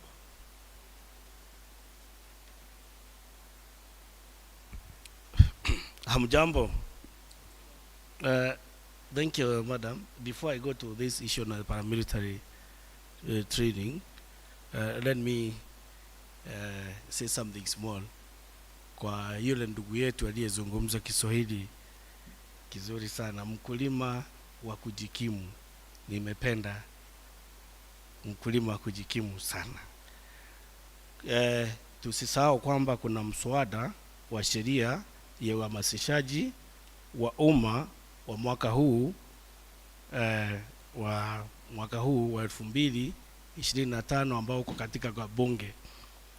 Ni vizuri mswada huu umepelekwa mwezi uliopita. Ni vizuri pia kama raia wema tujihusishe kwa kusoma na kuelewa na kuzungumza mambo haya pamoja na wabunge wetu, ndio kama kuna maoni mengine yajumuzishwe katika mswada huu. That's the public participation bill. I think it's within your mandate, Madam, 2025. Jambo lingine ni kuhusu ni kwa namna gani raia watapata au hamasishaji huu. Mumeelezewa kwa njia nyingi. Ukiangalia sheria pia ya Public Finance Management Act ama sheria inayosimamia usimamizi wa matumizi ya rasilimali za umma, utaona imeeleza vizuri sana ni wakati gani kutakuwa na jambo gani. Na hiyo sheria ndio imesababisha sisi tuwe hapa kwa wakati kama huu.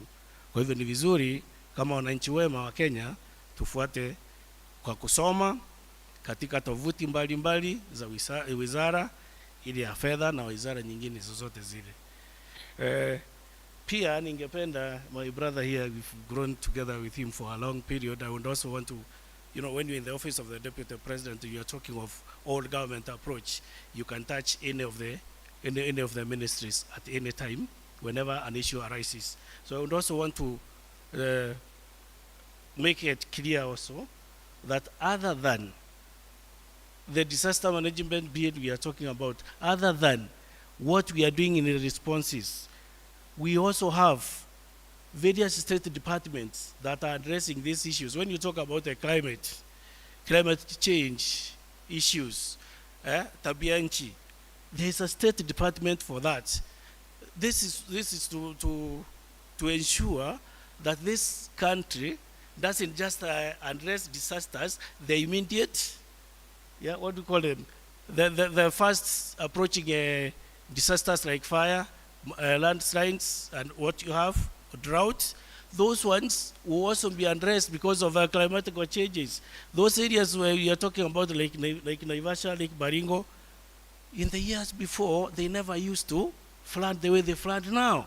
So there are issues that we need to address, not as if the world is coming to an end today, but we go pole pole mpaka tuhakikishe kwamba nchi hii wale watoto waliokuwa hapa wataifurahia kwamba walizaliwa katika nchi tunayoipenda. Then the last issue I would want to talk about then is about the paramilitary trainings. My brothers and sisters, paramilitary training, the ones we are talking about for the National Youth Service, when we talk about this, we are not saying we are preparing them for armed conflict. No. We are instilling discipline in them so that they can take care of this country during disasters, during civil upheavals. But that is not the main thing. The main thing is to instill discipline to them so that, again, we also train them. We give them skills through vocational trainings so that they are able to do their own things. And together, we bring up this country as a country that everybody can be proud of. So it's not issue of preparing them to get into getting the bunduki, because I think that's the notion perhaps we could be having. It's not that. We just want our youth to have the discipline to do their things. When they are given a vehicle, they don't behave the way some of us drive recklessly. We want, when you are sourcing for drivers, you think of NYS. When you are sourcing for mechanics, you think of NYS. It doesn't matter if it's in the government or in the private sector, because that's where we have discipline, and that's with discipline, that's how we'll be able to push this country. God bless Kenya. God bless you. Thank you, madam. Thank you. Thank you. Thank you very much. Let's clap for the presenters. Yes. Thank you. Thank you so much. Before I invite the sector chair to close this session, I want to say this. First, to appreciate the contributions that we've received today here as a pair sector. I know my team have taken all the views that you've raised here. Chair, there was a proposal that we need to enhance the budget for accountability institutions to support them so that they are able to do their mandates. Someone proposed that we need to still continue implementing the austerity measures so that we save resources to go to development. Very many good proposals here that have been raised in this meeting. So we've taken note of all the contributions that you've given us, and we really appreciate. Jeru was to give us a memorandum. I want to believe that you have it here. You're going to share with us. And whoever else has a memorandum, please share with us here. We'll endeavor that we incorporate the proposals that you have as we prepare the 2026-2027 budget and medium term. I want to appreciate the KIPRA for the contributions that they have given us today, and appreciate all of you for even sitting here and listening to the payer sector budget proposal and contributing and giving us the memorandum that you have. Thank you so, so much. We are doing what we proposed for ourselves in the Constitution, that every time we are doing anything, we've got to do public participation, we've got to listen to what you're giving us so that it is incorporated even as we prepare our budgets and even as we implement our projects as government. So without taking my time, thank you so, so much. I hope I was a good session chair. Please clap for me. I now take this opportunity to invite the sector chair to give brief remarks and close this meeting. Thank you so much and have a good afternoon. Did I say where I come from? I'm Aurelia Rono, Principal Secretary, State Department for Parliamentary Affairs within the Office of the Prime Cabinet Secretary. We coordinate legislation across the executive for transmission to Parliament. Thank you. I think the sector chair has done very well, and she deserves a bigger clap. Let's give her a good clap. Thank you, Chair. We are proud of you. Now, as we come to the close of this public participation session, I want to sincerely appreciate every voice, every idea, and every concern that was shared today. I think with public participation, we will grow better and bigger every day. And that is why the Constitution have placed public participation at the center of everything we are doing. I want to assure you that every contribution you have made today will not gather dust in the shelves, and we will use those insights directly to shape our programs, policies, and priorities as we strive to deliver a coordinated, efficient, and accessible government across all counties and all communities in the country. As the sector chair, once again, I want to assure you that the commitments we have also made here today will not also share dust. They will gather our actions, our budgets, and reforms in the months ahead. We have taken concern of what the session chair has raised earlier, that in future we need to we need to give more time to this sector, because it is comprised of a number of state departments. So we will also make sure that in the coming public participation we will accord more time to listen to more people. Once again, thank you for your participation, your honesty, your dedication, and the openness you have demonstrated. And I have no doubt together we will continue shaping a future where government coordination is seamless, responsive, and centered on the people. Thank you. God bless you all, and we are proud of you. Mungu awabariki. Asanteni. This brings us to the end of today's session. Asanteni.